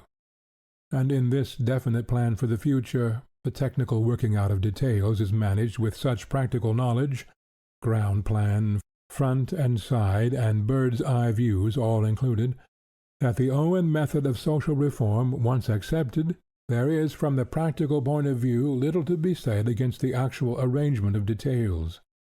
His advance in the direction of communism was the turning point in Owen's life. As long as he was simply a philanthropist, he was rewarded with nothing but wealth, applause, honor, and glory. He was the most popular man in Europe. Not only men of his own class, but statesmen and princes listened to him approvingly. But when he came out with his communist theories, that was quite another thing. Three great obstacles seemed to him especially to block the path to social reform: private property, religion, the present form of marriage. He knew what confronted him if he attacked these: outlawry, excommunication from official society, the loss of his whole social position. But nothing of this prevented him from attacking them without fear of consequences, and what he had foreseen happened.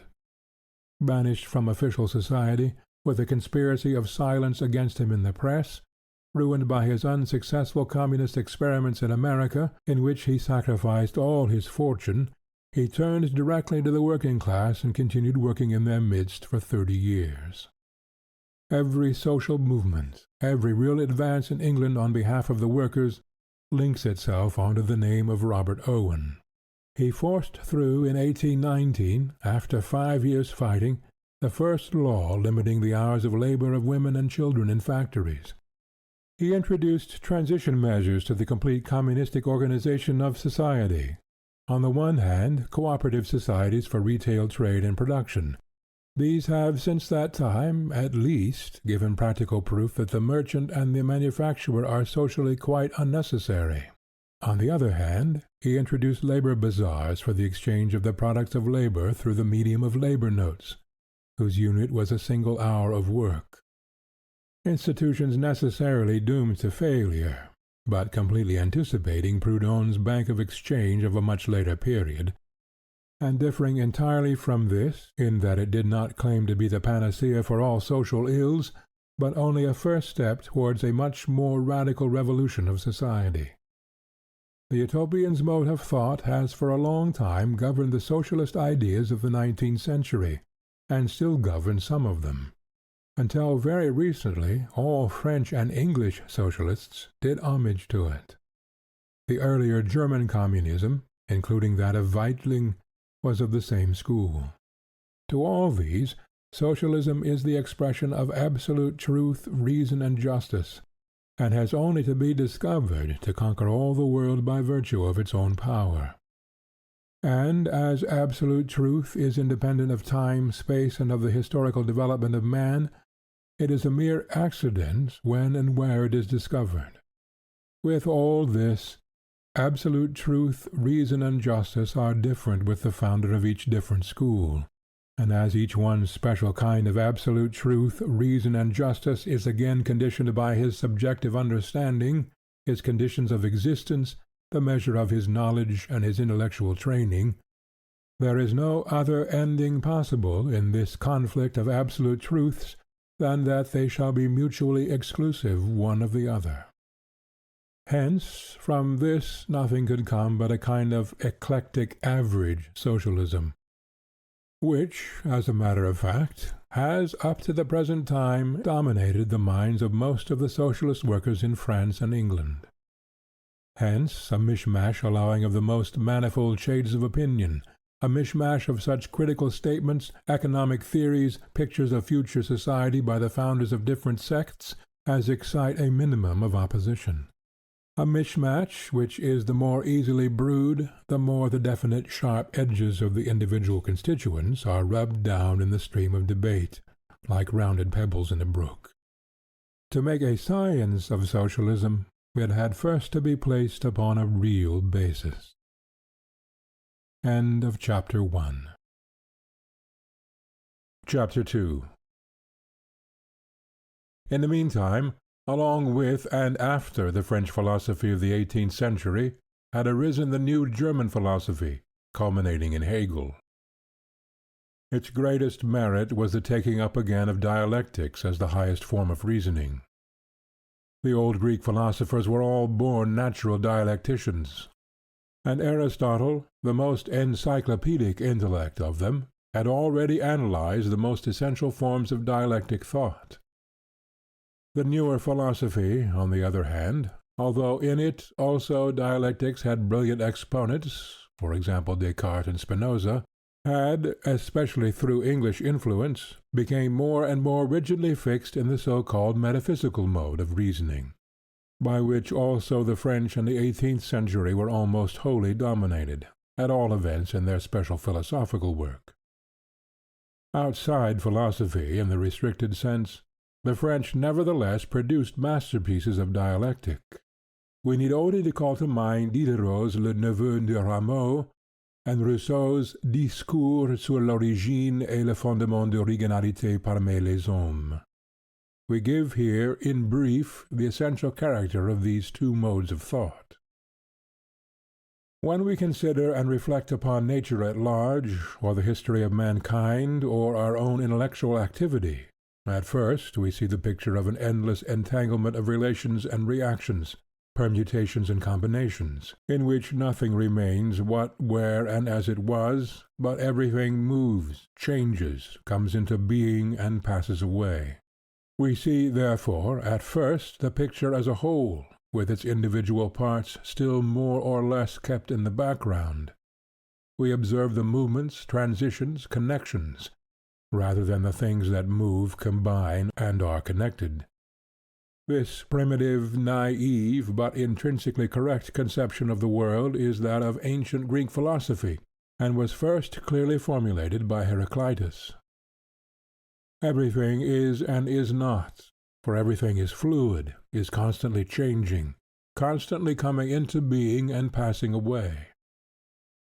But this conception, correctly as it expresses the general character of the picture of appearances as a whole, does not suffice to explain the details of which this picture is made up, and so long as we do not understand these, we have not a clear idea of the whole picture.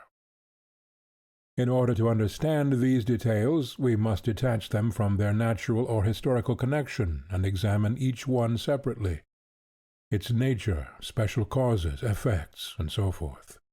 This is primarily the task of natural science and historical research, branches of science which the Greeks of classical times, on very good grounds, relegated to a subordinate position, because they had first of all to collect materials for these sciences to work upon.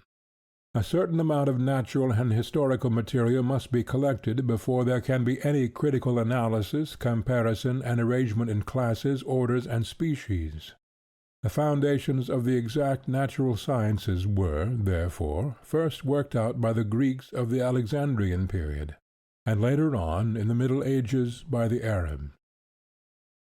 Real natural science dates from the second half of the 15th century, and thence onward it has advanced with constantly increasing rapidity. The analysis of nature into its individual parts, the grouping of the different natural processes and objects into definite classes, the study of the internal anatomy of organized bodies in their manifold forms, these were the fundamental conditions of the gigantic strides in our knowledge of nature that have been made during the last 400 years. But this method of work has also left us as legacy the habit of observing natural objects and processes in isolation, apart from their connection with the vast whole; of observing them in repose, not in motion, as constants, not as essential variables, in their death, not in their life. And when this way of looking at things was transferred by Bacon and Locke from natural science to philosophy, it begot the narrow, metaphysical mode of thought peculiar to the last century. To the metaphysician, things and their mental reflexes, ideas, are isolated, are to be considered one after the other and apart from each other, are objects of investigation fixed, rigid, given once and for all. He thinks in absolutely irreconcilable antitheses.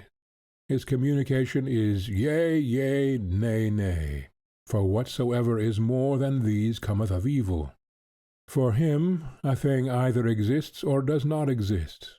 A thing cannot at the same time be itself and something else.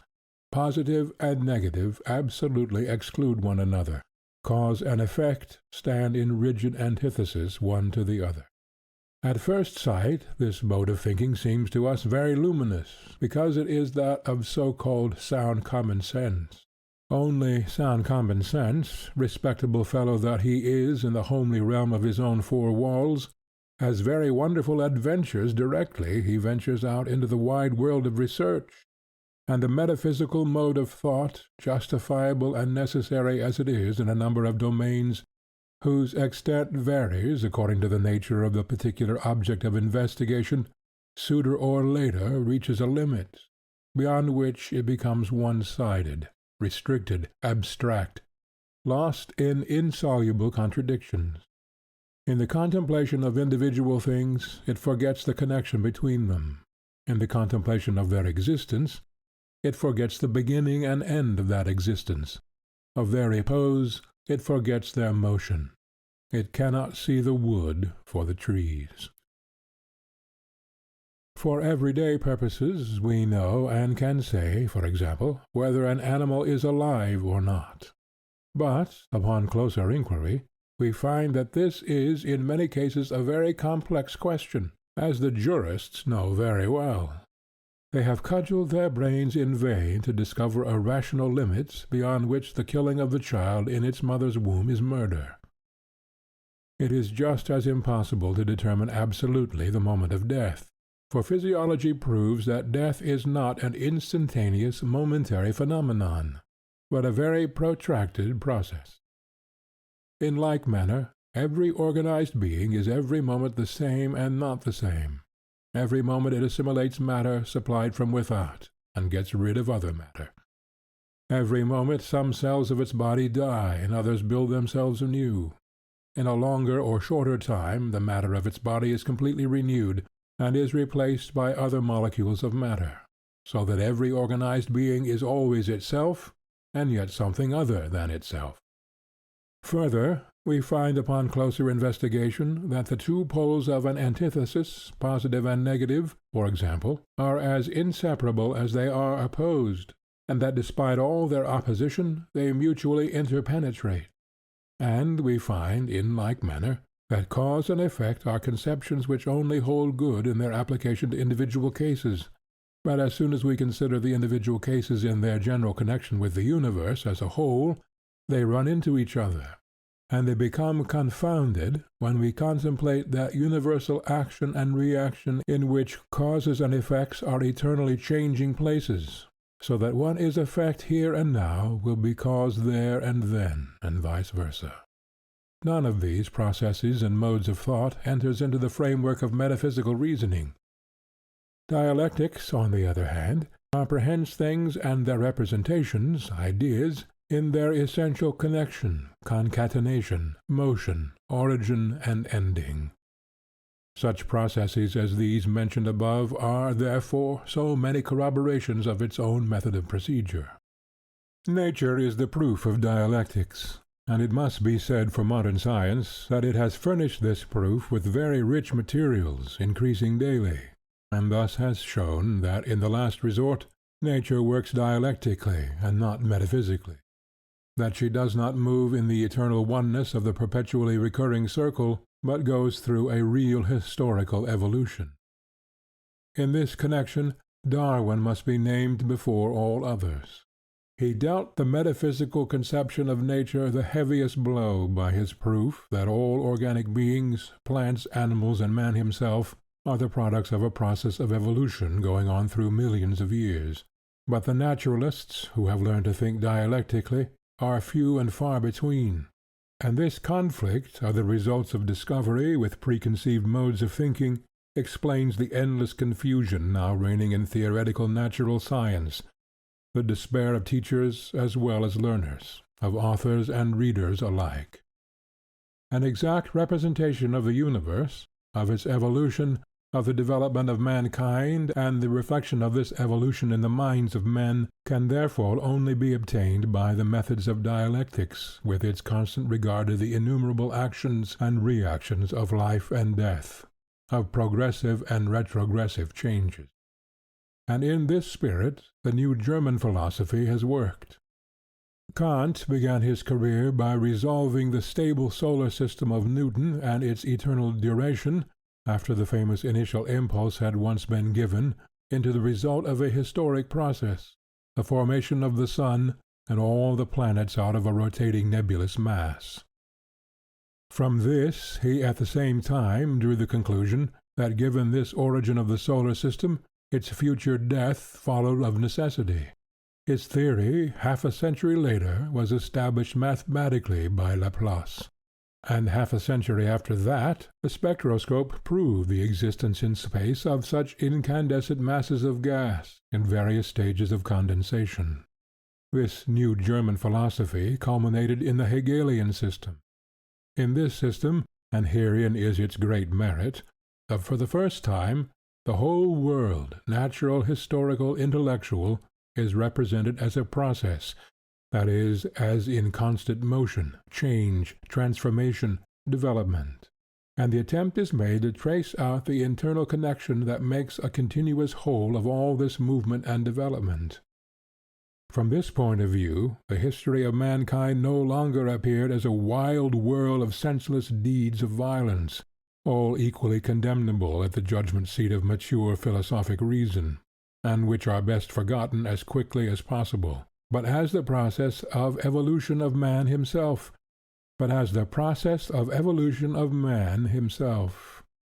It was now the task of the intellect to follow the gradual march of this process through all its devious ways, and to trace out the inner law running through all its apparently accidental phenomena. That the Hegelian system did not solve the problem it propounded is here immaterial. Its epoch-making merit was that it propounded the problem. This problem is one that no single individual will ever be able to solve. Although Hegel was, with Saint-Simon, the most encyclopedic mind of his time, yet he was limited, first by the necessarily limited extent of his own knowledge, and second, by the limited extent and depth of the knowledge and conceptions of his age. To these limits a third must be added. Hegel was an idealist. To him, the thoughts within his brain were not the more or less abstract pictures of actual things and processes, but conversely, things and their evolution were only realized pictures of the idea, existing somewhere from eternity before the world was. This way of thinking turned everything upside down, and completely reversed the actual connection of things in the world. Correctly and ingeniously as many individual groups of facts were grasped by Hegel, yet for the reasons just given, there is much that is botched, artificial, labored, in a word, wrong in point of detail. The Hegelian system in itself was a colossal miscarriage, but it was also the last of its kind. It was suffering, in fact, from an internal and incurable contradiction. Upon the one hand, its essential proposition was the conception that human history is a process of evolution, which, by its very nature, cannot find its intellectual final term in the discovery of any so-called absolute truth.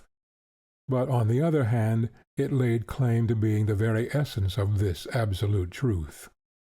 A system of natural and historical knowledge embracing everything and final for all time is a contradiction to the fundamental law of dialectic reasoning. This law indeed by no means excludes, but on the contrary includes the idea that the systematic knowledge of the external universe can make giant strides from age to age. The perception of the fundamental contradiction in German idealism led necessarily back to materialism, but, nota bene, not to the simply metaphysical, exclusively mechanical materialism of the 18th century. Old materialism looked upon all previous history as a crude heap of irrationality and violence. Modern materialism sees in it the process of evolution of humanity, and aims at discovering the laws thereof. With the French of the 18th century, and even with Hegel, the conception obtained of nature as a whole, moving in narrow circles and forever immutable, with its eternal celestial bodies as Newton, and unalterable organic species as Linnaeus taught. Modern materialism embraces the more recent discoveries of natural science, according to which nature also has its history in time, the celestial bodies, like the organic species that under favorable conditions people them, being born and perishing. And even if nature as a whole must still be said to move in recurrent cycles, these cycles assume infinitely larger dimensions. In both aspects, modern materialism is essentially dialectic, and no longer requires the assistance of that sort of philosophy which, queen-like, pretended to rule the remaining mob of sciences. As soon as each special science is bound to make clear its position in the great totality of things and of our knowledge of things, a special science dealing with this totality is superfluous or unnecessary. That which still survives of all earlier philosophy is the science of thought and its laws, formal logic and dialectics. Everything else is subsumed in the positive science of nature and history. Whilst, however, the revolution in the conception of nature could only be made in proportion to the corresponding positive materials furnished by research, already much earlier certain historical facts had occurred which led to a decisive change in the conception of history. In 1831, the first working-class rising took place in Lyon. Between 1838 and 1842, the first national working-class movement, that of the English Chartists, reached its height.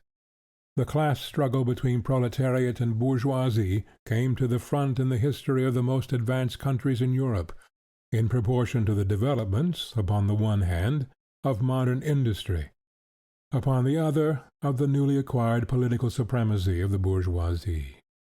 Fact more and more strenuously gave the lie to the teachings of bourgeois economy as to the identity of the interests of capital and labor, as to the universal harmony and universal prosperity that would be the consequence of unbridled competition.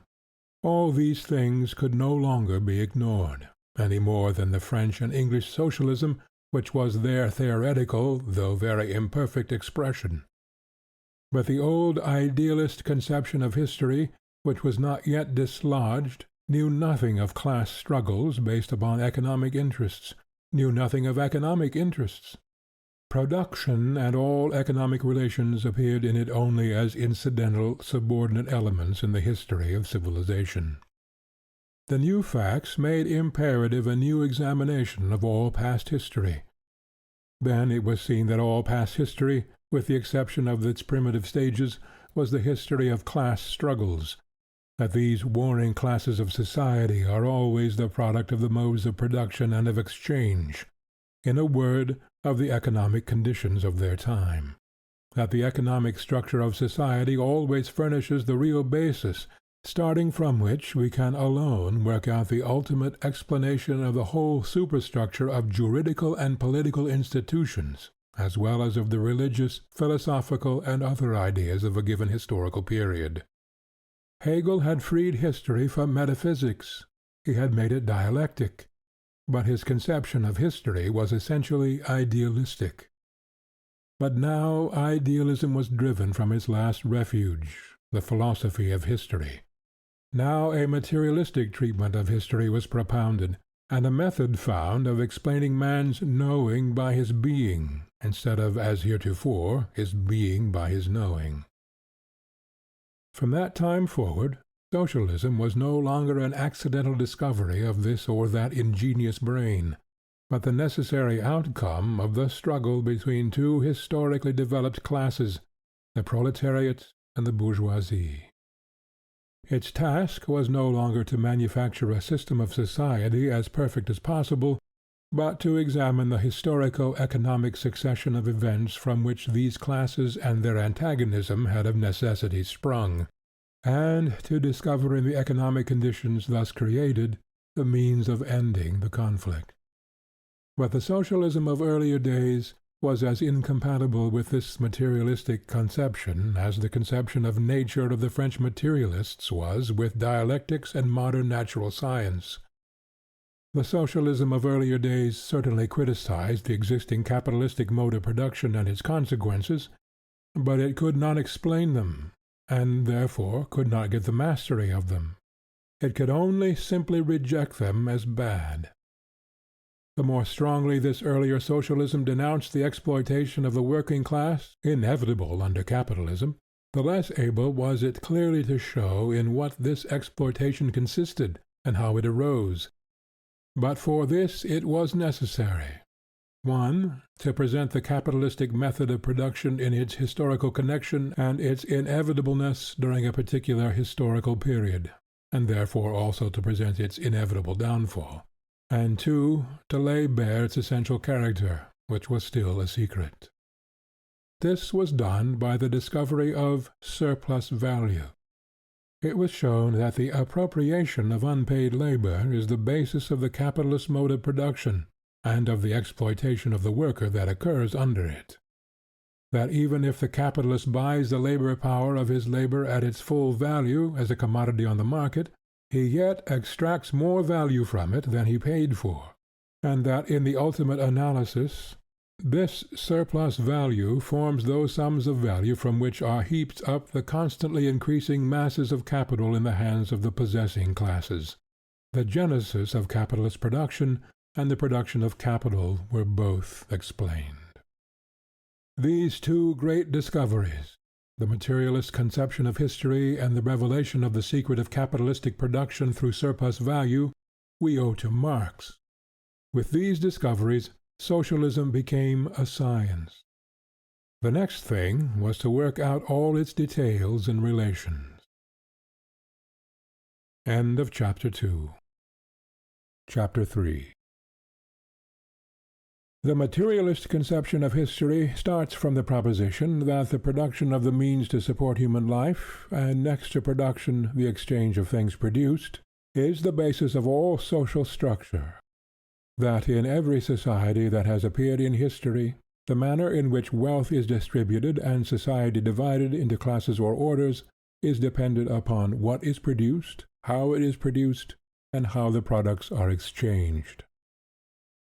From this point of view, the final causes of all social changes and political revolutions are to be sought not in men's brains, not in men's better insight into eternal truth and justice, but in changes in the modes of production and exchange. They are to be sought not in the philosophy, but in the economics of each particular epoch.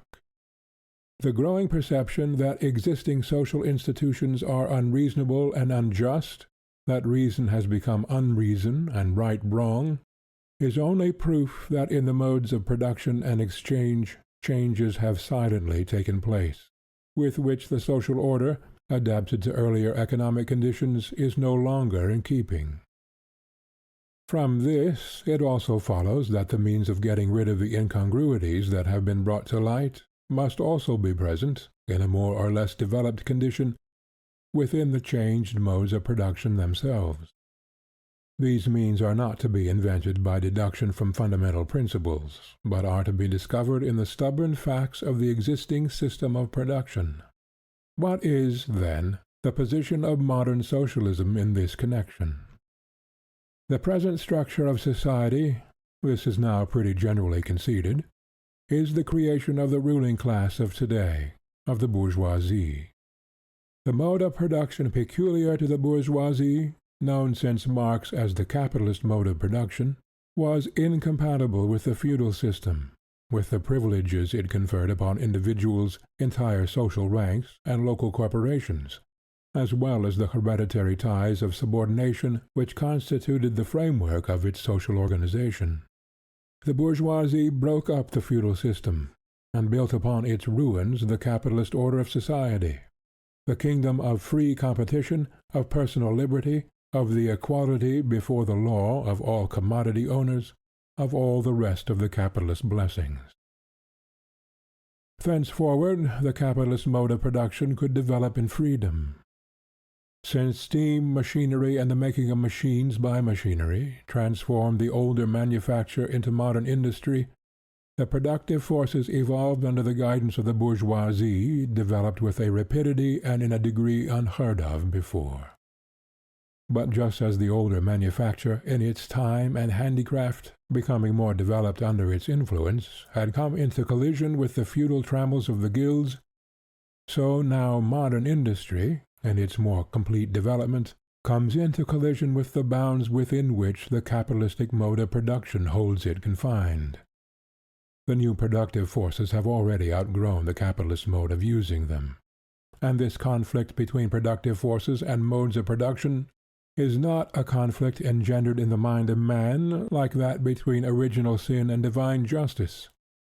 It exists, in fact, objectively outside us, independently of the will and actions even of the men that have brought it on. Modern Socialism is nothing but the reflex, in thought, of this conflict in fact. Its ideal reflection in the minds first of the class directly suffering under it, the working class. Now, in what does this conflict consist? Before capitalistic production, that is, in the Middle Ages, the system of petty industry obtains generally based upon the private property of the laborers in their means of production. In the country, the agriculture of the small peasant, freeman, or serf. In the towns, the handicrafts, organized in guilds. The instruments of labor, land, agricultural implements, the workshop, the tool, were the instruments of labor of single individuals, adapted for the use of one worker, and therefore, of necessity, small, dwarfish, circumscribed. But for this very reason they belonged as a rule to the producer himself. To concentrate these scattered, limited means of production, to enlarge them, to turn them into the powerful levers of production of the present day, this was precisely the historic rule of capitalist production and of its upholder, the bourgeoisie. In the fourth section of Das Kapital, Marx has explained in detail how since the 15th century this has been historically worked out through the three phases of simple cooperation, manufacture, and modern industry. But the bourgeoisie, as is also shown here, could not transform these puny means of production into mighty productive forces without transforming them at the same time from means of production of the individual into social means of production only workable by a collectivity of men. The spinning wheel, the hand loom, the blacksmith's hammer were replaced by the spinning machine, the power loom, the steam hammer. The individual workshop by the factory, implying the cooperation of hundreds and thousands of workmen. In like manner, production itself changed from the series of individual into a series of social acts, and the products from individual to social products. The yarn, the cloth, the metal articles that now came out of the factory were the joint product of many workers, through whose hands they had successively to pass before they were ready. No one person could say of them, "I made that. This is my product." But where, in a given society, the fundamental form of production is that spontaneous division of labor which creeps in gradually and not on any preconceived plan, there the products take on the form of commodities, whose mutual exchange, buying and selling, enable the individual producers to satisfy their manifold wants. And this was the case in the Middle Ages. The peasant, for example, sold to the artisan agricultural products, and bought from him the products of his handicraft. Into this society of individual producers, of commodity producers, the new mode of production thrust itself. In the midst of the old division of labor, grown up spontaneously and upon no definite plan, which had governed the whole of society, now arose division of labor upon a definite plan, as organized in the factory. Side by side with individual production appeared social production. The products of both were sold in the same market, and therefore at prices at least approximately equal. But organization upon a definite plan was stronger than spontaneous division of labor. The factories, working with the combined social forces of a collectivity of individuals, produced their commodities far more cheaply than the individual small producers. Individual production succumbed in one department after another. Socialized production revolutionized all the old methods of production. But its revolutionary character was at the same time so little recognized that it was, on the contrary, introduced as a means of increasing and developing the production of commodities. When it arose, it found ready-made, and made liberal use of, certain machinery for the production and exchange of commodities: merchants' capital, handicraft, wage labor.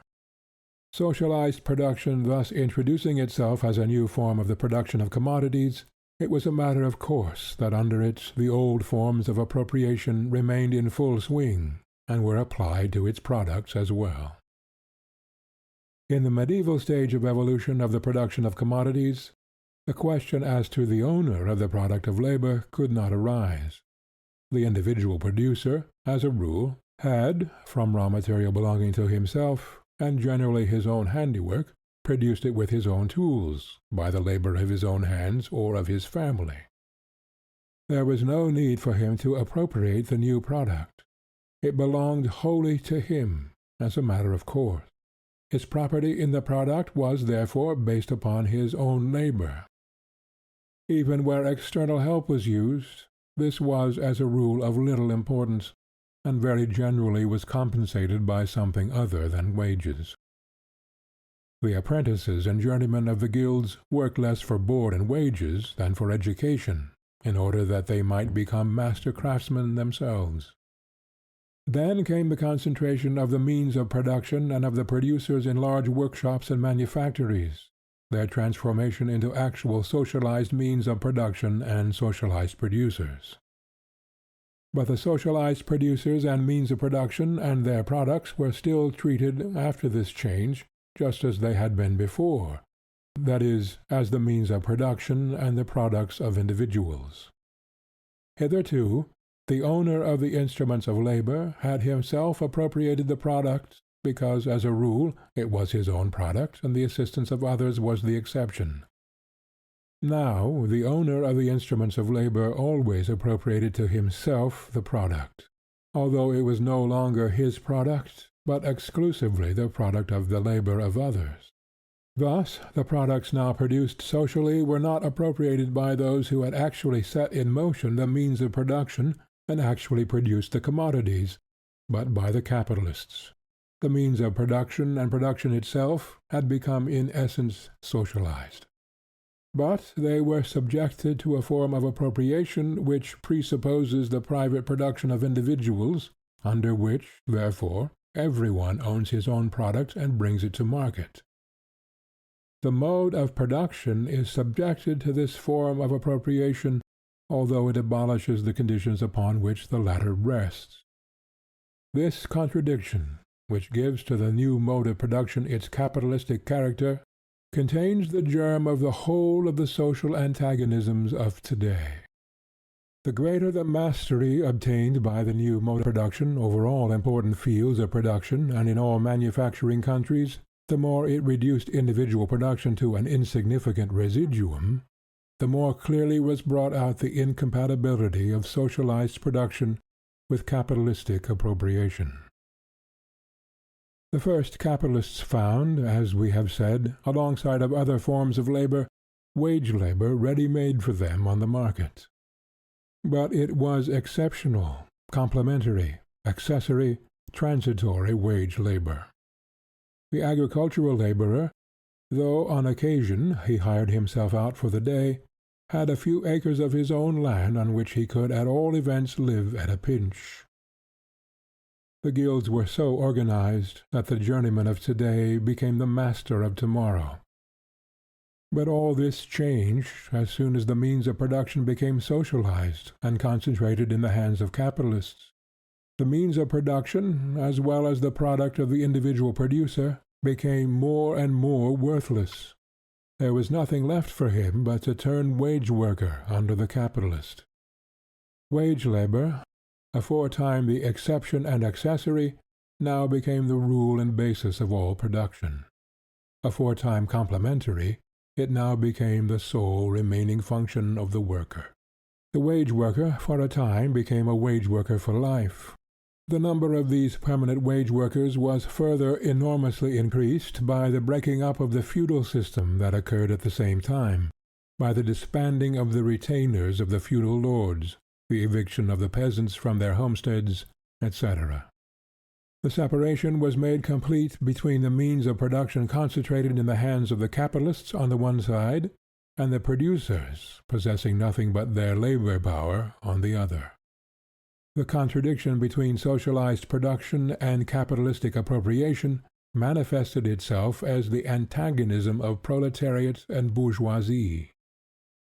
We have seen that the capitalistic mode of production thrust its way into a society of commodity producers, of individual producers, whose social bond was the exchange of their products. But every society based on the production of commodities has this peculiarity, that the producers have lost control over their own social interrelations. Each man produces for himself with such means of production as he may happen to have, and for such exchange as he may require to satisfy his remaining wants. No one knows how much of this particular article is coming on the market, nor how much of it will be wanted. No one knows whether his individual product will meet an actual demand, whether he will be able to make good his cost of production, or even to sell his commodity at all. Anarchy reigns in socialized production. But the production of commodities, like every other form of production, has its peculiar inherent laws inseparable from it, and these laws work, despite anarchy, in and through anarchy.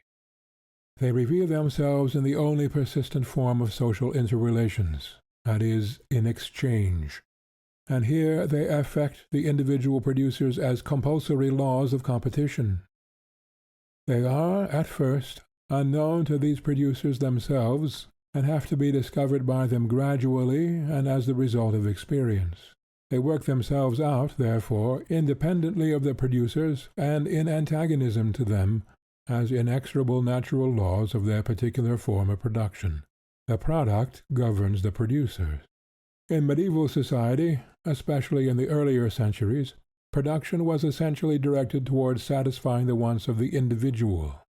It satisfied, in the main, only the wants of the producer and his family. Where relations of personal dependence existed, as in the country, it also helped to satisfy the wants of the feudal lord. In all this there was, therefore, no exchange. The products, consequently, did not assume the character of commodities. The family of the peasant produced almost everything they wanted, clothes and furniture, as well as means of subsistence. Only when it began to produce more than was sufficient to supply its own wants and the payments in kind to the feudal lord, only then did it also produce commodities. This surplus, thrown into socialized exchange and offered for sale, became commodities. The artisans of the towns, it is true, had from the first to produce for exchange. but they also themselves supplied the greatest part of their own individual wants. They had gardens and plots of land. They turned their cattle out into the communal forest, which also yielded them timber and firing. The women spun flax, wool, and so forth. Production for the purpose of exchange, production of commodities, was only in its infancy. Hence, exchange was restricted, the market narrow, the methods of production stable. There was local exclusiveness without, local unity within. The mark in the country, in the town, the guild. But with the extension of the production of commodities, and especially with the introduction of the capitalist mode of production, the laws of commodity production, hitherto latent, came into action more openly and with greater force. The old bonds were loosened, the old exclusive limits broken through. The producers were more and more turned into independent, isolated producers of commodities. It became apparent that the production of society at large was ruled by absence of plan, by accidents, by anarchy. And this anarchy grew to greater and greater height. But the chief means of aid of which the capitalist mode of production intensified this anarchy of socialized production was the exact opposite of anarchy. It was the increasing organization of production, upon a social basis, in every individual productive establishment. By this the old peaceful, stable condition of things was ended. Wherever this organization of production was introduced into a branch of industry, it brooked no other method of production by its side. The field of labor became a battleground. The great geographical discoveries, and the colonization following upon them, multiplied markets and quickened the transformation of handicraft into manufacture. The war did not simply break out between the individual producers of particular localities. The local struggles begat in their turn national conflicts, the commercial wars of the 17th and 18th centuries. Finally, modern industry and the opening of the world market made the struggle universal, and at the same time gave it an unheard-of virulence. Advantages in nature, or artificial conditions of production, now decide the existence or non-existence of individual capitalists, as well as of whole industries and countries. He that falls is remorselessly cast aside. It is the Darwinian struggle of the individual for existence transferred from nature to society with intensified violence. The conditions of existence natural to the animal appear as the final term of human development. The contradiction between socialized production and capitalistic appropriation now presents itself as an antagonism between the organization of production in the individual workshop and the anarchy of production in society generally. The capitalistic mode of production moves in these two forms of the antagonism immanent to it from its very origin. It is never able to get out of that vicious circle which Fourier had already discovered. What Fourier could not indeed see in his time is that this circle is gradually narrowing, that the movement becomes more and more a spiral, and must come to an end, like the movement of the planets, by collision with the center. It is the compelling force of anarchy in the production of society at large that more and more completely turns the great majority of men into proletarians, and it is the masses of the proletariat, again, who will finally put an end to anarchy in production. It is the compelling force of anarchy in social production that turns the limitless perfectibility of machinery under modern industry into a compulsory law by which every individual industrial capitalist must perfect his machinery more and more under the penalty of ruin. But the perfecting of machinery is making human labor superfluous. If the introduction and increase of machinery means the displacement of millions of manual by a few machine workers, improvement of machinery means the displacement of more and more of the machine workers themselves. It means, in the last instance, the production of a number of available wage workers in excess of the average needs of capital. The formation of a complete industrial reserve army, as I called it in 1845, available at the times when industry is working at high pressure, to be cast out upon the street when the inevitable crash comes. a constant dead weight upon the limits of the working class in its struggle for existence with capital, a regulator for the keeping of wages down to the low level that suits the interests of capital. Thus it comes about, to quote Marx, that machinery becomes the most powerful weapon in the war of capital against the working class, that the instruments of labor constantly tear the means of subsistence out of the hands of the laborer, that the very product of the worker is turned into an instrument for his subjugation. Thus it comes about that the economizing of the instruments of labor becomes at the same time, from the outset, the most reckless waste of labor power, and robbery based upon the normal conditions under which labor functions. That machinery, the most powerful instrument for shortening labor time, becomes the most unfailing means for placing every moment of the laborer's time and that of his family at the disposal of the capitalist for the purpose of expanding the value of his capital. Thus it comes about that overwork of some becomes the preliminary condition for the idleness of others, and that modern industry, which hunts after new consumers over the whole world, forces the consumption of the masses at home down to a starvation minimum, and in doing thus destroys its own home market. The law that always equilibrates the relative surplus population or industrial reserve army to the extent and energy of accumulation, this law rivets the laborer to capital more firmly than the wedges of Vulcan did Prometheus to the rock. It establishes an accumulation of misery corresponding with accumulation of capital. Accumulation of wealth at one pole is therefore at the same time accumulation of misery, agony of toil, slavery, ignorance, brutality, mental degradation at the opposite pole, that is, on the side of the class that produces its own product in the form of capital. And to expect any other division of the products from the capitalistic mode of production is the same as expecting the electrodes of a battery not to decompose acidulated water, not to liberate oxygen at the positive, hydrogen at the negative pole, so long as they are connected with the battery. We have seen that the ever-increasing perfectibility of modern machinery is, by the anarchy of social production, turned into a compulsory law that forces the individual industrial capitalist always to improve his machinery, always to increase its productive force. The bare possibility of extending the field of production is transformed for him into a similar compulsory law. The enormous expansive force of modern industry, compared with which that of gases is mere child's play, appears to us now as a necessity for expansion, both qualitative and quantitative, that laughs at all resistance. Such resistance is offered by consumption, by sales, by the markets for the products of the modern industry. But the capacity for extension, extensive and intensive, of the markets is primarily governed by quite different laws that work much less energetically. The extension of the markets cannot keep pace with the extension of production. The collision becomes inevitable, and as this cannot produce any real solution as long as it does not break in pieces the capitalist mode of production, the collisions become periodic. Capitalist production has begotten another vicious circle.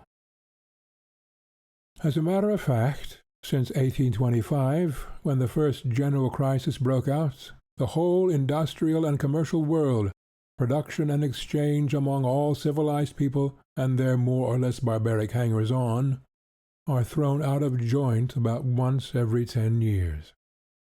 Commerce is at a standstill, the markets are glutted, products accumulate, as multitudinous as they are unsaleable, hard cash disappears, credit vanishes, factories are closed, the mass of the workers are in want of the means of subsistence, because they have produced too much of the means of subsistence. Bankruptcy follows upon bankruptcy, execution upon execution. The stagnation lasts for years. Productive forces and products are wasted and destroyed wholesale until the accumulated mass of commodities finally filter off, more or less depreciated in value, until production and exchange gradually begin to move again. Little by little the pace quickens. It becomes a trot. The industrial trot breaks into a canter. the canter in turn grows into the headlong gallop of a perfect steeplechase of industry, commercial credit, and speculation, which finally, after breakneck leaps, ends where it began, in the ditch of a crisis. And so over and over again. We have now, since the year 1825, gone through this 5 times, and at the present moment, 1877, we are going through it for a 6th time. And the character of these crises is so clearly defined that Fourier hit all of them off when he describes the first as crise pléthorique, a crisis from plethora. In these crises, the contradiction between socialized production and the capitalist appropriation ends in a violent explosion. The circulation of commodities is, for the time being, stopped. Money, the means of circulation, becomes a hindrance to circulation. All the laws of production and circulation of commodities are turned upside down. The economic collision has reached its apogee. The mode of production is in rebellion against the mode of exchange. The fact that the socialized organization of production within the factory has developed so far that it has become incompatible with the anarchy of production in society, which exists side by side with and dominates it, is brought home to the capitalists themselves by the violent concentration of capital that occurs during crises, through the ruin of many large and a still greater number of small capitalists. The whole mechanism of the capitalist mode of production breaks down under the pressure of the productive forces, its own creations. It is no longer able to turn all this mass of means of production into capital. They lie fallow, and for that very reason the industrial reserve army must also lie fallow. Means of production, means of subsistence, available laborers, all the elements of production and of general wealth are present in abundance, but abundance becomes the source of distress and want, because it is the very thing that prevents the transformation of the means of production and subsistence into capital. For in capitalistic society the means of production can only function when they have undergone a preliminary transformation into capital, into the means of exploiting human labor power. The necessity of this transformation into capital of the means of production and subsistence stands like a ghost between these and the workers. It alone forbids the means of production to function, the workers to work and live. On the one hand, therefore, the capitalistic mode of production stands convicted of its own incapacity to further direct these productive forces. On the other, these productive forces themselves, with increasing energy, press forward to the removal of existing contradiction, to the abolition of their quality as capital, to the practical recognition of their character as social productive forces. This rebellion of the productive forces, as they grow more and more powerful, against their quality as capital, this stronger and stronger command that their social character shall be recognized, forces the capitalist class itself to treat them more and more as social productive forces, so far as this is possible under capitalist conditions. The period of industrial high pressure, with its unbounded inflation of credits, not less than the crash itself, by the collapse of great capitalist establishments, tends to bring about that form of the socialization of great masses of means of production which we meet with in the different kinds of joint stock companies. Many of these means of production and of distribution are, from the outside, so colossal that, like the railroads, they exclude all other forms of capitalistic exploitation. At a further stage of evolution, this form also becomes insufficient. The producers on a large scale, in a particular branch of industry, in a particular country, unite in a trust, a union for the purpose of regulating production. They determine the total amount to be produced, parcel it out among themselves, and thus enforce the selling price fixed beforehand. But trusts of this kind, as soon as business becomes bad, are generally liable to break up, and on this very account compel a yet greater concentration of association. The whole of this particular industry is turned into one gigantic joint stock company. Internal competition gives place to the internal monopoly of this one company. This has happened in 1890 with the English alkali production, which is now, after the fusion of 48 large works, in the hands of one company, conducted upon a single plan, and with a capital of £6,000,000. In the trusts, freedom of competition changes into its very opposite, into monopoly, and the production without any definite plan of capitalistic society capitulates to the production upon a definite plan of the invading socialistic society. Certainly, this is so far still to the benefit and advantage of the capitalists. But in this case the exploitation is so palpable that it must break down. No nation will put up with production conducted by trusts with so barefaced an exploitation of the community by a small band of dividend-mongers. In any case, with trusts or without, the official representative of capitalist society, the state, will ultimately have to undertake the direction of production. This necessity for conversion into state property is felt first in the great institutions for intercourse and communication, the post office, the telegraphs, the railways. If the crisis demonstrates the incapacity of the bourgeoisie for managing any longer modern productive forces, the transformation of the great establishments for production and distribution into joint stock companies, trusts, and state property show how unnecessary the bourgeoisie are for that purpose. All the social functions of the capitalist are now performed by salaried employees. The capitalist has no further social function than that of pocketing dividends, tearing off coupons, and gambling on the stock exchange, where the different capitalists despoil one another of their capital. At first, the capitalist mode of production forces out the workers. Now it forces out the capitalists, and reduces them, just as it reduced the workers, to the ranks of the surplus population, although not immediately into those of the industrial reserve army. But the transformation, either into joint stock companies and trusts, or into state ownership, does not do away with the capitalistic nature of the productive forces. In the joint stock companies and trusts this is obvious, and the modern state, again, is only the organization that bourgeois society takes on in order to support the external conditions of the capitalist mode of production against the encroachments, as well of the workers as of individual capitalists. The modern state, no matter what its form, is essentially a capitalist machine, the state of the capitalist, the ideal personification of the total national capital. The more it proceeds to the taking over of productive forces, the more does it actually become the national capitalist, the more citizens does it exploit.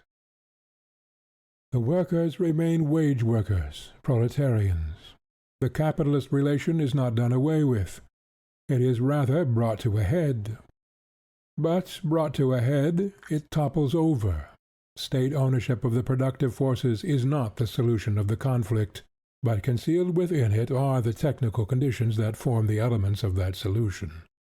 This solution can only consist in the practical recognition of the social nature of the modern forces of production, and therefore in harmonizing the modes of production, appropriation, and exchange with the socialized character of the means of production.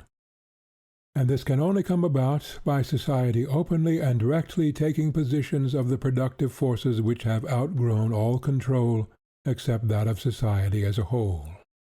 The social character of the means of production and of the products today reacts against the producers, periodically disrupts all production and exchange, acts only like a law of nature working blindly, forcibly, destructively. But with the taking over by society of the productive forces, the social character of the means of production and of the products will be utilized by the producers with a perfect understanding of its nature, and instead of being a source of disturbance and periodical collapse, will become the most powerful lever of production itself. Active social forces work exactly like natural forces, blindly, forcibly, destructively, so long as we do not understand and reckon with them. But when once we understand them, when once we grasp their action, their direction, their effects, it depends only upon ourselves to subject them more and more to our own will, and by means of them to reach our own ends. And this holds quite especially of the mighty productive forces of today. As long as we obstinately refuse to understand the nature and the character of these social means of action, and this understanding goes against the grain of the capitalist mode of production and its defenders, so long these forces are at work in spite of us, in opposition to us, so long they master us, as we have shown above in detail. But when once their nature is understood, they can, in the hands of the producers working together, be transformed from master demons into willing servants. The difference is as that between the destructive force of electricity in the lightning of the storm, and electricity under command in the telegraph and the voltaic arc. The difference between a conflagration and fire working in the service of man. With this recognition at last of the real nature of the productive forces of today, the social anarchy of production gives place to a social regulation of production upon a definite plan, according to the needs of the community and of each individual. Then the capitalist mode of appropriation, in which the product enslaves first the producer and then the appropriator, is replaced by the mode of appropriation of the products that is based upon the nature of the modern means of production. Upon the one hand, direct social appropriation, as means to the maintenance and extension of production; on the other, direct individual appropriation, as means of subsistence and of enjoyment. Whilst the capitalist mode of production more and more completely transforms the great majority of the production into proletarians, it creates the power which, under penalty of its own destruction, is forced to accomplish this revolution. Whilst it forces on more and more the transformation of the vast means of production, already socialized into state property, it shows itself the way to accomplishing this revolution. The proletariat seizes political power and turns the means of production into state property. But in doing this, it abolishes itself as proletariat, abolishes all class distinctions and class antagonisms, abolishes also the state as state. Society thus far, based on class antagonisms, had need of the state. That is, of an organization of the particular class which was pro tempore, the exploiting class, an organization for the purpose of preventing any interference from without with the existing conditions of production, and therefore especially for the purpose of forcibly keeping the exploited classes in the condition of oppression corresponding with the given weight of production, slavery, serfdom, wage labor. The state was the official representative of society as a whole, the gathering of it together into a visible embodiment. But it was this only in so far as it was the state of that class which itself represented, for the time being, society as a whole. In ancient times, the state of slave-owning citizens; in the Middle Ages, the feudal lords; in our own time, the bourgeoisie. When at last it becomes the real representative of the whole of society, it renders itself unnecessary.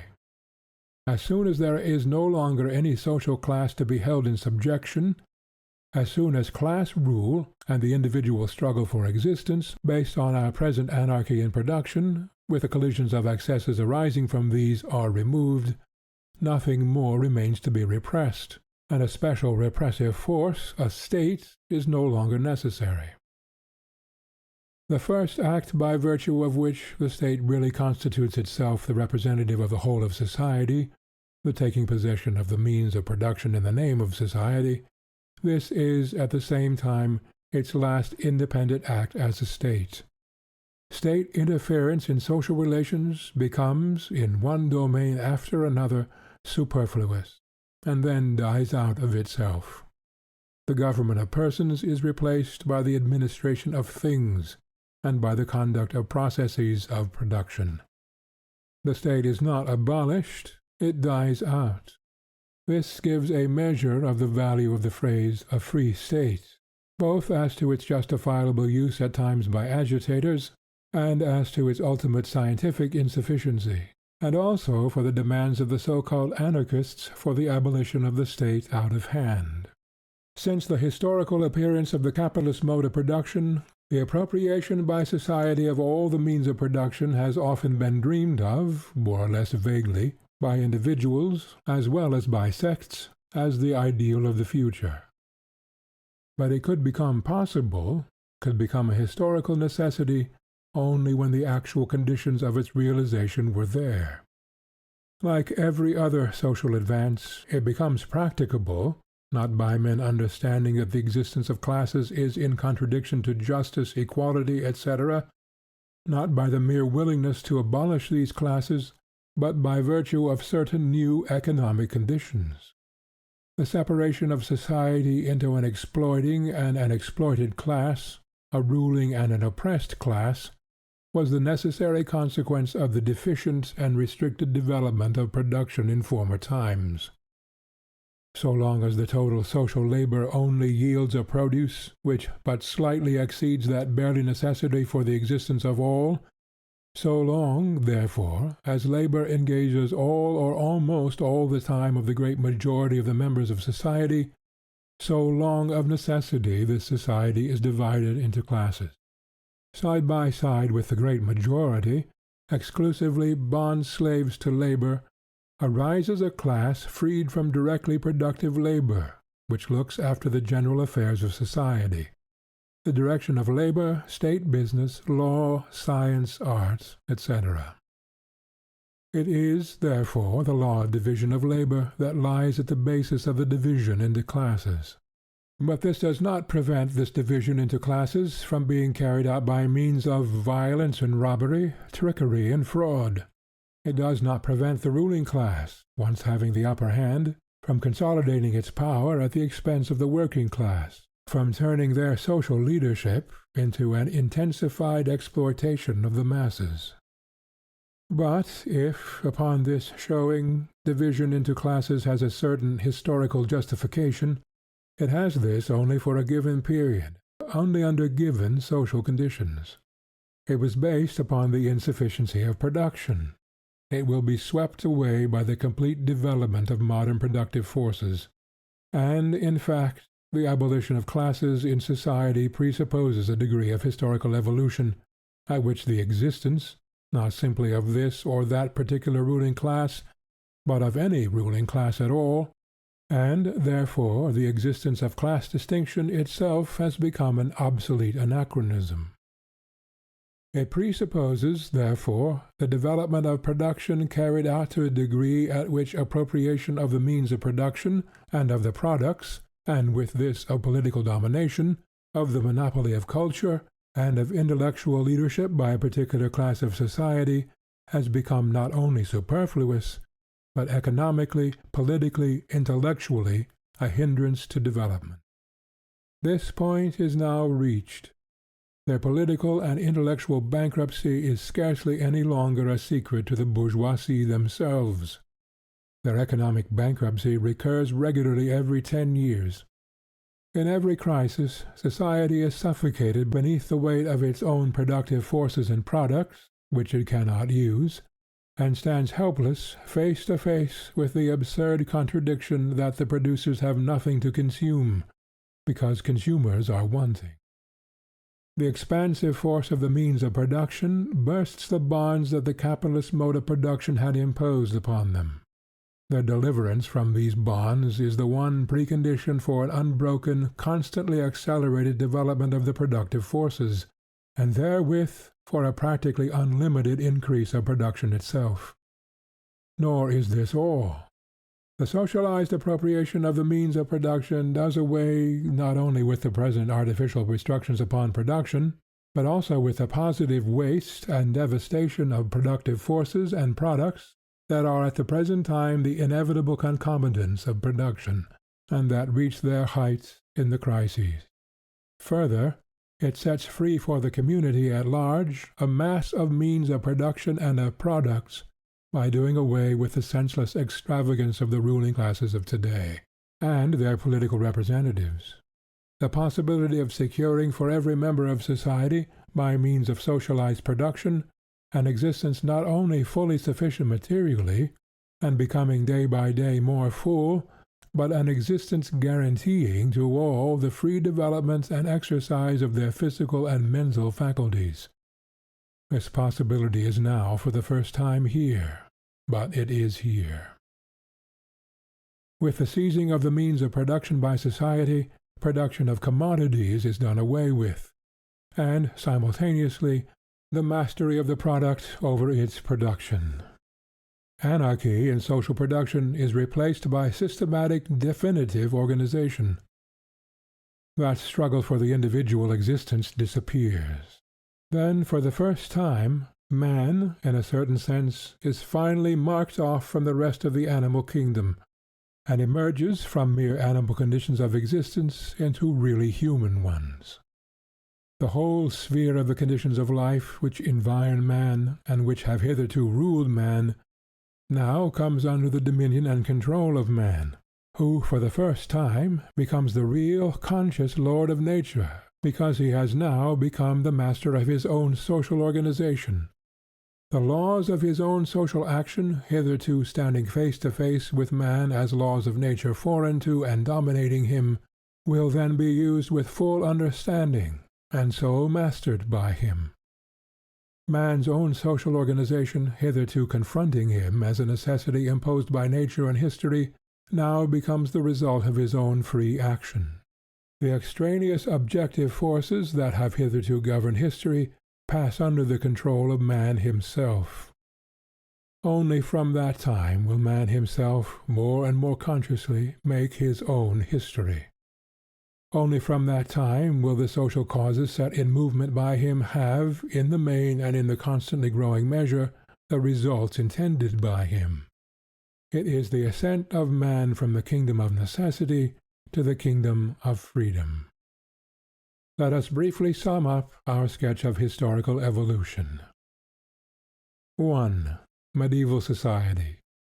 Individual production on a small scale. Means of production adapted for individual use, hence primitive, ungainly, petty, dwarfed in action. Production for immediate consumption, either of the producer himself or of his feudal lord.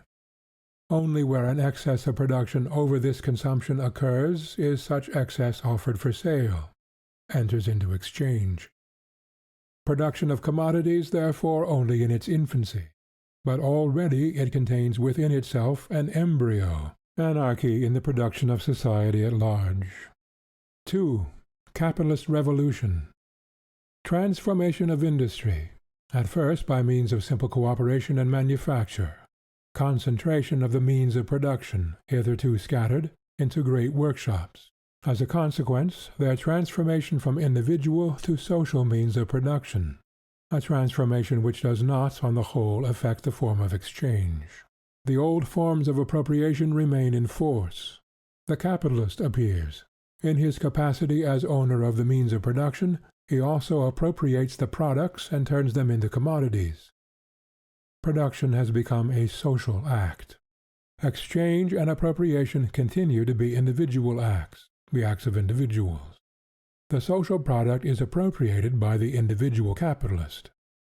Fundamental contradiction, whence arise all the contradictions in which our present-day society moves, and which modern industry brings to light. A. Severance of the producer from the means of production, condemnation of the worker to wage labor for life, antagonism between the proletariat and the bourgeoisie. B. Growing predominance and increasing effectiveness of the laws governing the production of commodities. Unbridled competition, contradiction between socialized organization in the individual factory and social anarchy in production as a whole. C.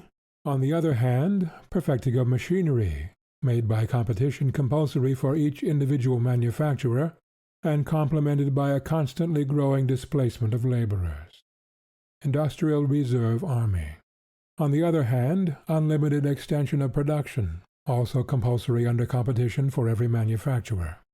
On both sides, unheard of development of productive forces, excess of supply over demand, overproduction, glutting of the markets, crises every 10 years, the vicious circle. Excess here of means of production and products, excess there of laborers, without employment and without means of existence. But these two levers of production and of social well-being are unable to work together. because the capitalist form of production prevents the productive forces from working and the products from circulating, unless they are first turned into capital, which their very superabundance prevents. The contradiction has grown into an absurdity. The mode of production rises in rebellion against the form of exchange. The bourgeoisie are convicted of incapacity further to manage their own social productive forces. D. Partial recognition of the social character of the productive forces forced upon the capitalists themselves, taking over of the great institutions of production and communication, first by joint stock companies, later on by trusts, then by the state. The bourgeoisie demonstrated to be a superfluous class. All its social functions are now performed by salaried employees. 3. Proletarian revolution.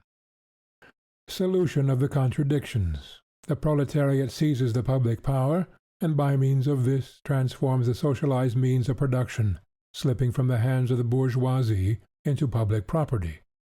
By this act the proletariat frees the means of production from the character of capital they have thus far borne, and gives their socialized character complete freedom to work itself out.